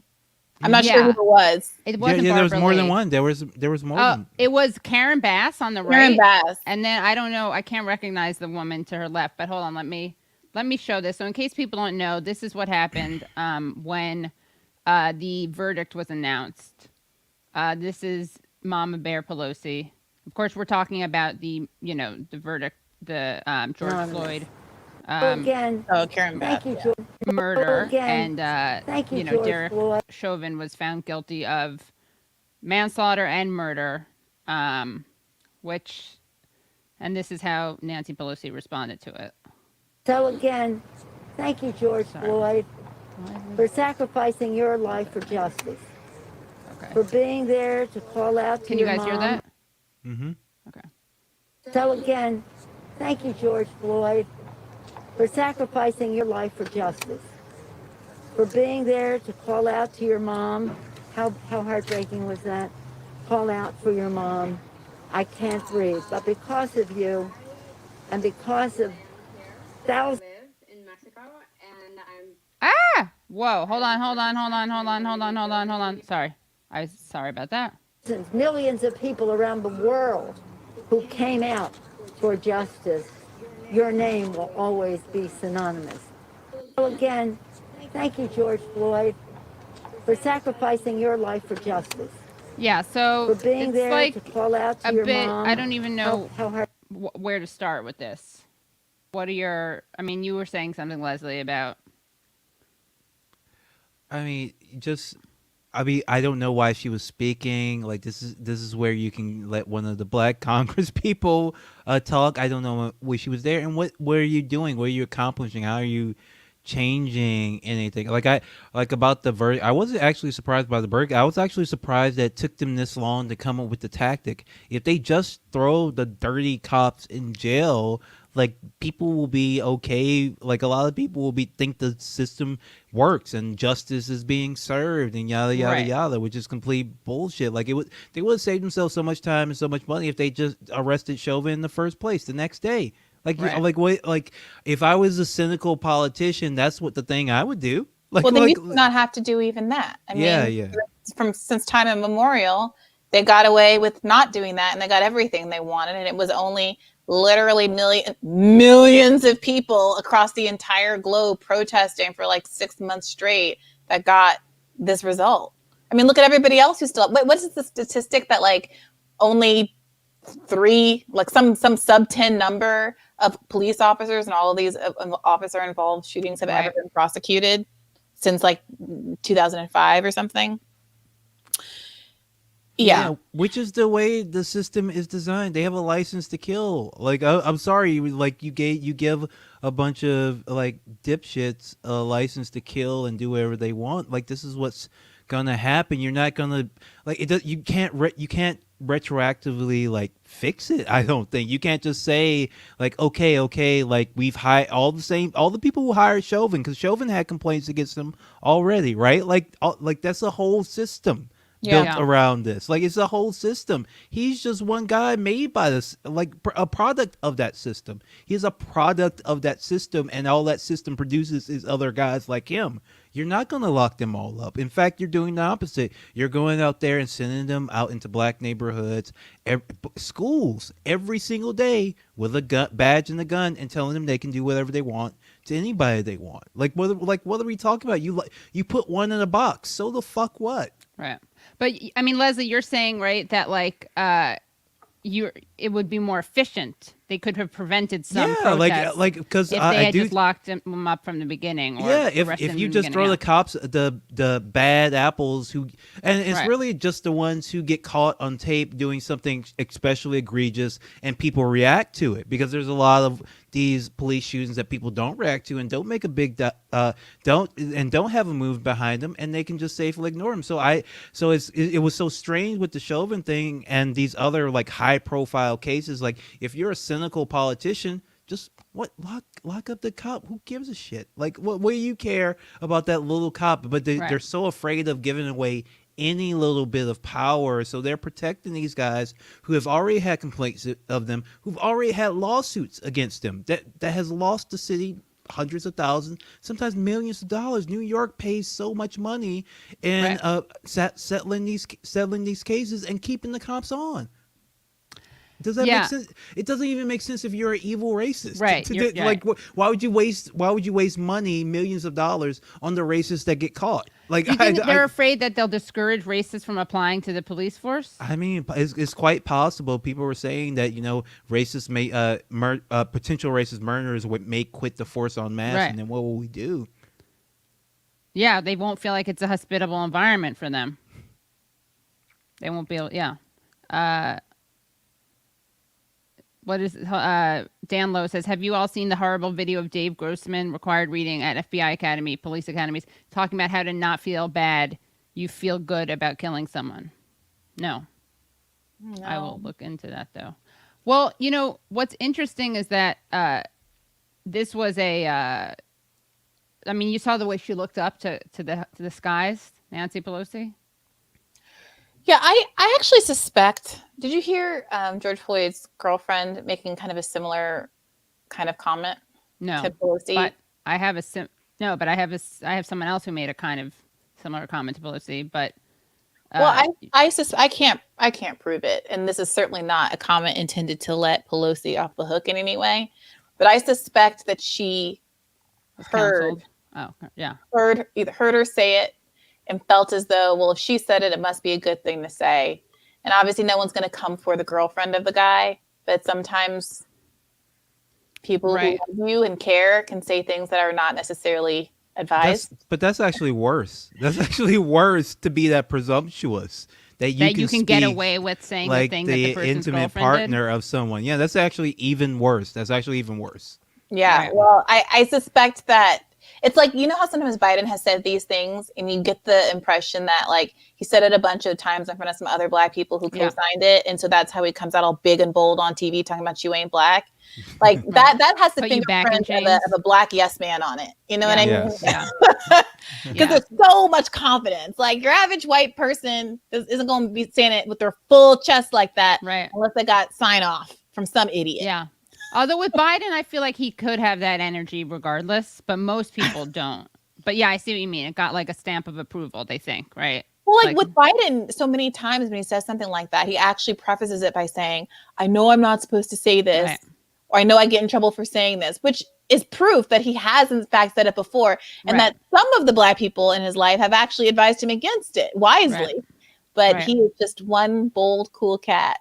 I mean, look, when you've lived and loved with Corn Pop and Sean Furman, yeah, you learn a lot from Corn Pop. You take some license. Well, here's someone else who said something kind of similar to what Pelosi said. In fact, someone should do a mashup. But this was Donald Trump. This was when there were some good employment numbers. The law. Hold on.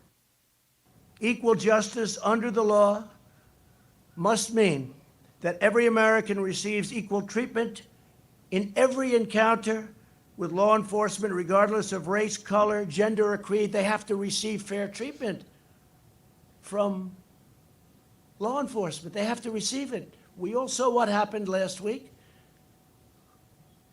We can't let that happen. So first of all, there's a similarity in the kind of reliving it.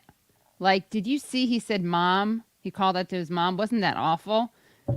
And he's like, did you see, like, there's this casualness to it where it's like they're just like mentioning it. Do you know what I mean? Like it gives it like an anecdotal flavor to it.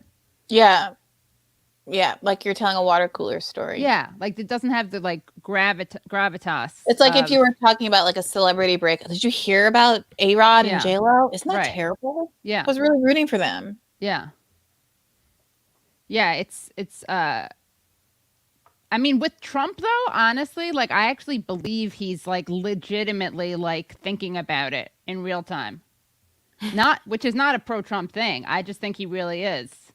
I mean, he encourages this behavior. Yeah. You know, he totally encourages this behavior. Like, I'm not delusional about, but I feel like he's really thinking about it. It's like, oh, yeah. Yeah. Katie, you know, I've got to run and get to the gym before it closes. Yes, you're right. Yeah. But I just want to say this. Yeah. My feeling about Nancy Pelosi's statement is that it's the kind of statement that you make when, not because you're like a conscious racist necessarily, whatever that means and whoever cares, but it's indicative of a lack of thoughtfulness about the value of a life that from the outside feels very different from your own. And if you're of the mindset that someone who is poor or who has been involved in the criminal justice system or who is Black is probably not going to accomplish much in quotation marks by your kind of culturally distinct standards, it can start to easily feel like, well, at least now his life means something because it's attached to this movement. And you can only really believe or say something like that if you don't have an appreciation for George Floyd as a man who woke up in the morning and, you know, cleaned the toothpaste off the sink for his girlfriend or picked his daughter up and twirled her around. Like the little things that make up everyone's life. And I think that sometimes Black people aren't seen in that way. And that movie about Thingy Station, sorry, Fruitville Station. Yeah. I think one of the most powerful things about it is that it did such a beautiful job of illustrating the humanity of like a father-daughter relationship and these little tiny humanizing things that make up a person's life, but so rarely are Black people generally, but more discreetly, like poor and working class Black people, given that sort of treatment. And film and media are the only places that people like Pelosi really have access to what it's like for us to be human beings in the full breadth of our humanity. Like, what is a human being that hasn't gone to Oberlin? What is a human being that doesn't work in my office place? What happens? It's like how people can't think about what happens when their teachers go home. I think it's how some white people think about Black people. Like you can't imagine them in any space outside of the stereotypical space. And that's what's so heartbreaking about the comment. Not that Nancy is just out of touch or like trying to be evil, but that it's indicative of how a lot of white people see Black people, particularly Black people who aren't middle class or upper middle class, who like fit some like conventional metrics. And I think you're seeing that with some of the conversation that's happening around the young woman who was shot the same day George Floyd verdict came down. And that's something that I think everyone just needs to sit with a little bit. I have to get my miles in though. Well, thank you, Bree. Thank you. Thank you, Katie. And thank you, Leslie. It's always a pleasure. Leslie, I watched that GD show and we need to schedule a time to talk about it because I spent 10 hours of my life being tortured. All right. I have to finish watching it too, but we'll get together. Okay. All right. Bye, guys. Bye. So can we just finish watching this Trump thing and then wrap up and just get your final thoughts? Is that okay? All right. Or if you have anything to add to the Pelosi thing, actually. I'm not the Pelosi, more just a general where I'm at. I'm still, abolition. That's the only answer. You're like locking up individual bad cops, that the ones that happen to get caught. Because as we've seen, like just with, these, there's been 2 more killings and of teenagers, and people are like, well, the cops were kind of justified in that. So, like, what? Because they didn't choke him to death. They just shot him. They just shot the kid. So, like, people are defending it. Even people like Li Fong was. That's why I was yelling at him for like trying to make this argument that like if a 16-year-old has a kitchen knife, the only thing you can do is pump 3 bullets in her. I'm like, no, that's not true. That's not reality. That's the system we have in America. But in, say, Japan, if someone is wielding a knife, what they do is they get a big pole and they put a pole on them and then take the knife from them. You don't even have cops do it. There's videos of just regular people doing it. Teachers in schools are trained to do this in Japan, like to disarm someone with a. And why don't American cops know how to do this? Why do they have to shoot someone? Because if they don't have to, they choose to, and because this is the system that was built. These are slave catchers. Like I don't know what else to say. Yeah, people should all read obviously The New Jim Crow and The End of Policing by Alex Vitale. Is the tweet that you're talking about the Li Fong one where you asked him about the piggies? No, there's a other one. Can you put it in the private chat so I can? Yeah. Let me see. Right. And then here, this is just the rest of the Trump thing, which I do think it's like oddly similar to Pelosi. Right now and say this justice under the law must mean that every American receives. Oh wait, is it not being played? Hold on. Counter with law enforcement, regardless of race, color, gender, or creed, they have to equal justice under the law. Yes. Must mean that every American receives equal treatment in every encounter with law enforcement, regardless of race, color, gender, or creed. They have to receive fair treatment from law enforcement. They have to receive it. We all saw what happened last week. We can't let that happen. Hopefully, George is looking down right now and saying, there's a great thing that's happening for our country. There's a great day for him. It's a great day for everybody. This is a great day for everybody. This is a great, great day in terms of equality. It's really what our Constitution requires, and it's what our country is all about. I just want to finish by saying, to save the economy, we passed several pieces of critical legislation. Anyway, it's a similar, like, there's something, I mean, he's much crasser and inappropriate, obviously, but I feel like there's a similar thing. I don't think he was less appropriate. I don't think he was crasser, Really? actually. Yeah, because his actual phrasing, what I hope George is looking down. Right. And this is You're a right. great day. Saying that, I like, Yeah, that's very different than saying, thank you, George, for being murdered. That's actually very Thank you, different. right.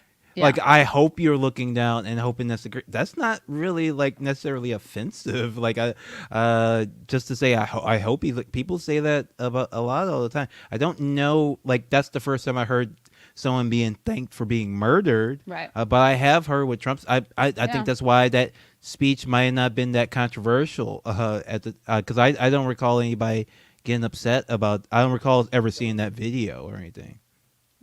Yeah. Yeah, I guess it was like he was announcing like like some good job numbers report. Oh, okay. Well, then yes, that's pretty. So that's bad. what. Yeah. That's pretty bad then. 1 second. So, excuse me. Someone asked about this. Yeah, I mean, that's a really important point, by the way. Well, let me go to which should we do first? Should we do the video of the law enforcement person saying that you have to take pride in killing people, or should we go to your tweet first? Oh, I don't know I don't know about that video. Okay, so someone asked about this. Yeah. So Brad found it. But I think actually this relates to the point that you made. Hold on.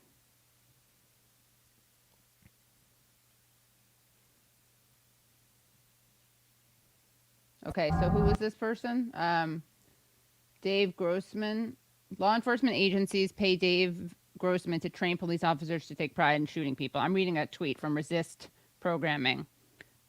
Killing is just not that big a deal. Feel good about it. Okay.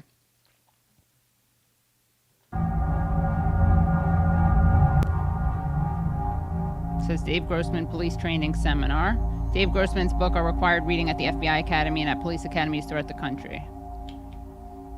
I am convinced from a lifetime of study, if you fully prepare yourself, in most cases, killing is just not that big a deal. For a mature warrior who's prepared themselves mind, body, and spirit for a lifetime, for a mature warrior who's killing somebody represents a clear and present danger to others, it's just not that big a deal. There's no wrong way to respond to killing. There's many ways people respond, and they're all the same. They're all okay. But if you could choose how you responded, I think you'd want to feel good about it, yeah? The satisfaction of hitting the target under the stress of combat, to do what you're trained to do, to stop a deadly force threat, to save lives, to save your own life. Something called survival euphoria. It feels real good. Some people feel bad, they don't feel bad, yeah?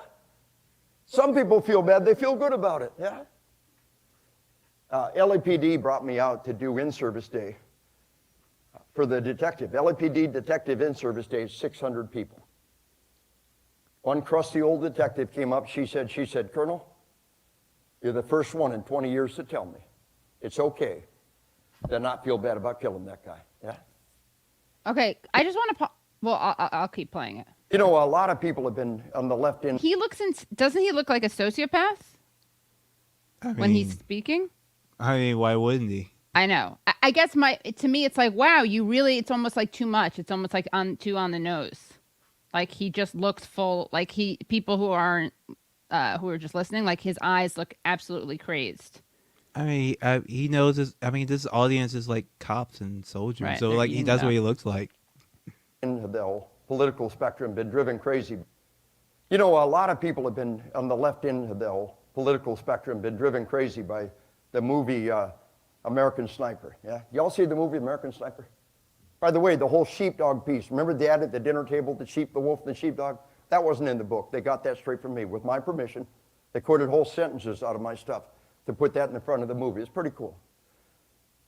But folks, a lot of people were deeply concerned that he didn't feel any remorse. He felt good about killing those guys. There's got to be something wrong with him. He should have felt remorse. He should have felt anguish. What do you think? There's something wrong with him? No, nothing wrong with him. I've seen it hundreds and hundreds of times. For those who fully prepare themselves, it's just not that big a deal. Okay. I mean, that's cop logic. I don't really find that shocking at all. That seems like, of course, that's what their training is. Right. That doesn't seem shocking to me at all. That seems like the average officer howdy doody to me. Yeah, just telling it straight. Yeah. Did you see American Psycho? I mean, oh my God, Freudian slip. American Sniper? American Sniper? No, I know. I didn't watch it. We should watch it and talk about it. I mean, I can't respect that movie because of the fucking plastic baby thing. I'm like, that's just lazy filmmaking. They at one point, because the baby wouldn't cooperate, that the baby they had couldn't cooperate. Clint Eastwood apparently just said, "Fuck it, we'll use a plastic baby," and they did, and it looks obviously fake. And a major Hollywood movie to have that, I just find that very like I can't respect your film if you leave that in. Just cut the scene, by God, But they need that scene, I guess, to humanize the character. Oh, to have a baby? Yeah, but they couldn't get a baby to cooperate with Bradley Cooper, so they just used a toy, obviously fake. You're gonna, if you watch the movie, you'll see it and be like, wow, that looks really bad. Wow. Okay, so let's now go to the video that and I don't know what this video is. People are like, show the one about making sex great. I don't know what that is. So let's see if all those other clips are in that thread. Okay. Well, I don't have that open anymore. So let me, we'll have to have a watch party about that guy later. So this is what I want to show Leslie's,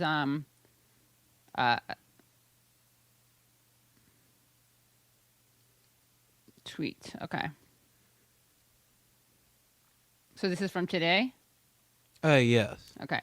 So, all right. So what's the setup? Tell me, what's the video? Should we play the video first? You can play some of it. Do not fast forward through it because it does get graphic. But you don't. Okay. You can show the beginning of it. It's scary, but it's not graphic. So I have no idea why Lee posted this as an example of his point. So he says there's very little understanding of what cops endure on the day-to-day basis. Here's a video of police begging a suspect to put down the knife because he's suicidal, attempting to de-escalate, false, only to be overpowered and almost killed by the suspect, also false. What were the cops supposed to do? Okay, so you can play the beginning of the video, and you see from the thumbnail, oh, that looks very scary. Let's see how the video actually starts, what actually happened with these cops. Actually, the LSA is restricted, so you gotta go straight to YouTube. Okay. I understand and wish to proceed, but now I just have to switch the. 1 second. Hold on, I have to bring that into. This is body cam shows officers. Okay, 1 second. All right.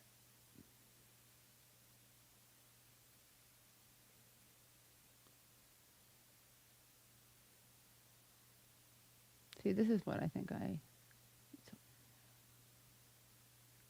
Okay. So the beginning you're saying is okay? Yes, the beginning. You want to start at the beginning.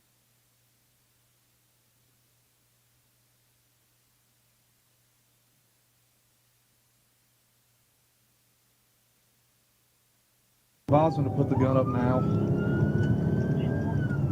What is the... Yeah, so this is the example that's supposed to show but the cops just had no other options to disarm someone. Absolutely no options. Now, maybe most of you have never been cops before. Just you've been humans. What could you do differently? What would you do differently? Put the knife down. Put the knife down. Put the knife down. Would you immediately? Did you see how fast they pull out their gun? Yeah, Do you see how far away they are? That's enough to watch. That's enough. But you see just how fast immediately. Central Center. Put the knife down. Put the knife down. Put the knife Is that de-escalation? Put it down. Is walking up to someone with a gun pulled and screaming at them de-escalation? You can stop it right now. What happens ultimately? Well, they do get close to him, and they fail at disarming, and then they end up shooting him, because of their failure. But the guy wanted to be shot. He was suicidal. He wanted the cops to shoot him. Right. And as the video continues a little bit more, he walks towards them. They back up, but at a certain point, they stop backing up. They could got gun back in their cars and driven away. Right. Well, like what was going to happen? Like I don't know. They're the ones who they put themselves in that danger, and then they only came with those. They came immediately with his Glock out. Like that's not a reasonable thing to do. Now, if you you can go back to my tweet and show you can go back to my tweet now. My response to Lee is like, this is probably the worst video you could pick to suggest that cops have it hard and have no other options, because they had hundreds of options. The situation was that man was a danger to himself and no one else at that point until the cops showed up. Now with the cops showing up, now you have people shooting. They brought guns to a knife fight. That's escalating. That's not de-escalation. Yeah, and even and they were trying to use the guns on a guy who wanted to die, so they didn't. So it didn't even work. Like that's not the tool for the job. Like that's not the tool for the job. That's not. So I asked Lee, like, what? I guess the one thing is like, what? Just to like, if they don't want him to, and this isn't a rhetorical question, but like they could drive away. But what should be done so that he doesn't attack other people with a knife? Well, the thing is, other countries exist, and cops who and everywhere place has knives. Maybe not everywhere has guns. Certainly not as many guns as America. Every place has knives and knife crimes, and some of these places have cops that don't kill anybody. You know? Yeah. So I'm just curious what the protocol is like. Well, that's what my tweet is about. Like, well, first of all, there obviously there is a protocol. Like, I know Americans see that and immediately think, well, what else could they do? Think about other countries. They exist. What do cops in Japan? So I asked Lee, what do cops do in these exact situations in Japan where they don't shoot anyone? Do they point a gun and scream at them, or safely disarm them using well-known tools and training? This is one of the worst videos you could have picked to make that point. And I linked the video showing not even cops, people working in a market in China. So then you write, seriously, you want to read your tweet? Yeah, seriously, I almost think you posted this to trap people, because these stabbing, disarming videos have gone viral. These aren't all cops either, obviously. So, like, knife disarming videos have actually gone viral. Because look, you might not be able to see it. The streamers might not be able to see, but they have these big sticks specifically made for this. And this is in China. They have them in Japan. They have them in high schools in Japan. They train teachers to do this. Someone has a knife, you could just have a simple tool, put it on them. They can't do anything. They can't hurt anybody. You keep them distant. You can disarm them. People have training. People have training for this besides just shooting people, or even before we get to the shooting, immediately pulling out the gun. That didn't make any sense. That didn't make any sense for this guy. Each situation is going to be different. They're going to need to make intelligent judgments. But they obviously, we just saw some of the training that they get. Is shoot to kill. It's, don't feel bad about it. Right. It's, your life is the most important life to consider, and no one else's safety really matters. That's what the training is. That's why, it's also a really weird example, because as you were saying, he wanted to be killed. Yeah. So that's they're not at cross purposes. Usually they are, right? Like the cops and the person are not both. They do not both have the same goal. Yeah, exactly. So you don't have the built-in incentive that a person who doesn't want to die has, which is to not bum rush, like to not rush the cops. Yeah. He didn't even rush the guy. He walked pretty Walking slowly towards- up to. They could have gotten in their car and locked the door. Right. Like and they called could for have. like the fire department or something. I don't even know. They called more cops and Right. just all Yeah, to surrounded him yeah, with their cars. Like what?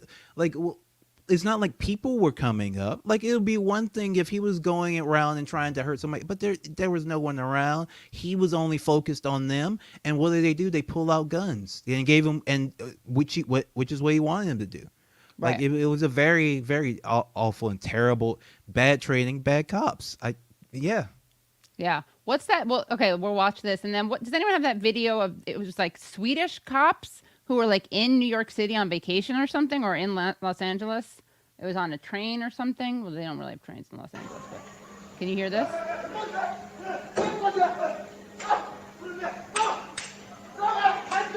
Yeah, that guy has a knife like the other ones. He's threatening people, and they have those sticks. They have tools specifically to deal with this. All those riot shields that the cop. It's funny that they don't have all that riot gear that the cops have for protests. It's funny that they never have them in confrontations. Oh wow, look at that! They got him cornered. Yeah, that is what that tool is made for. Have you ever seen the America cop with it? Oh, it's not funny. But yeah, we can pause the video now. That's enough. That basically shows it. But yeah, that's teachers in Japan are trained to do that. Teachers. Really? Yeah. Wow. So this. Yeah. This I mean, yeah. I think sometimes what happens. Oh, okay. So Matt Bell writes. Hold on. Where's this chat? Being a former cop and soldier, this is deeply troubling to watch and hear. There are a multitude of de-escalation techniques, especially with 2 officers present. Would love to discuss, Katie and Leslie. Well, yeah, there's all sorts of things you can do. Just because our cops don't do them doesn't mean they don't exist. Like, think for a second. Think that other countries exist. I just don't understand. I don't understand why Lee would even like post that. Like, does he not know that other countries exist with cops, with knives, with stabbings that don't, like, people who aren't just getting pumped full of lead all the time? I don't even understand. The other thing is that people don't get that people are like, imagine that they were in that situation and the fear that they would feel. But like when you're a cop, it's your job to do that. Yeah, just because you're a coward, right? Yeah, doesn't mean that. I mean, I would be a coward also, but like I wouldn't have a gun. Yeah, exactly. That's just because you're a coward doesn't mean we should give cowards licenses to kill. Like that's the thing. Like you should be a cop if you can't handle that situation better than some random guy in the fish market in China with a half a day with a couple hours of training. Like if you can't handle that, then you shouldn't be a cop. Yeah. Sorry. Right. Yeah. So if you guys are watching this, you're really lucky that you watch this live. But the following, if you want to see what's coming up next, which is going to be definitely a talk about someone's birthday, and that person's birthday is none other than Vladimir Lenin, then please, look how cold I am. My lips are like purple. Then please become Patreon supporters at patreon.com/The Katie Halper Show. Again, that's patreon.com/The Katie Halper Show. Okay, so you're going to be able to hear Esha Kirshaswamy, good friend of the show, literal Lenin expert. I mean, the woman has a show called Sundays with Lenin. It's a great name. So, everyone here, you're so lucky you're tuned in live. Everyone else who's watching this later, I'm so sorry that you will have to become Patreon supporters at patreon.com/The Katie Halper Show. But you know what? You had a whole full show. Okay, so if you're watching this live, hold on. If you're not watching this live, bye. Thank you so much for watching the Katie Halper Show. Also, I'm definitely going to, once Esha comes on, I'm going to grab a sweater because it's cold. All right. Esha, welcome. Hello. Oh, well, hello. Can I How quickly make I was okay until I listened to Joe Scarborough, and can I quickly make a comment? Yeah, of course. So in 1977, Afghanistan had a women's militia, and I've put my little thread inside your chat somewhere so somebody can see it later. But women had a militia and women were in the army and they were communists and they were learning how to read, write. And because of the US government who like supported the Taliban, women did not like women, not the Taliban, I'm sorry, the Mujahideen. Women lost all that. Like, so I hate the fact that these pricks continue to spread this like disgusting misinformation. Just makes me so mad because the communists were like the women. There were more women in the University of Kabul in 1977 than there were men. So, and then Afghanistani women got the right to vote before the American women, but those are little details. The thing is that it was all America that funded these quote unquote freedom fighters and like erased women's rights by like 1,000 years. So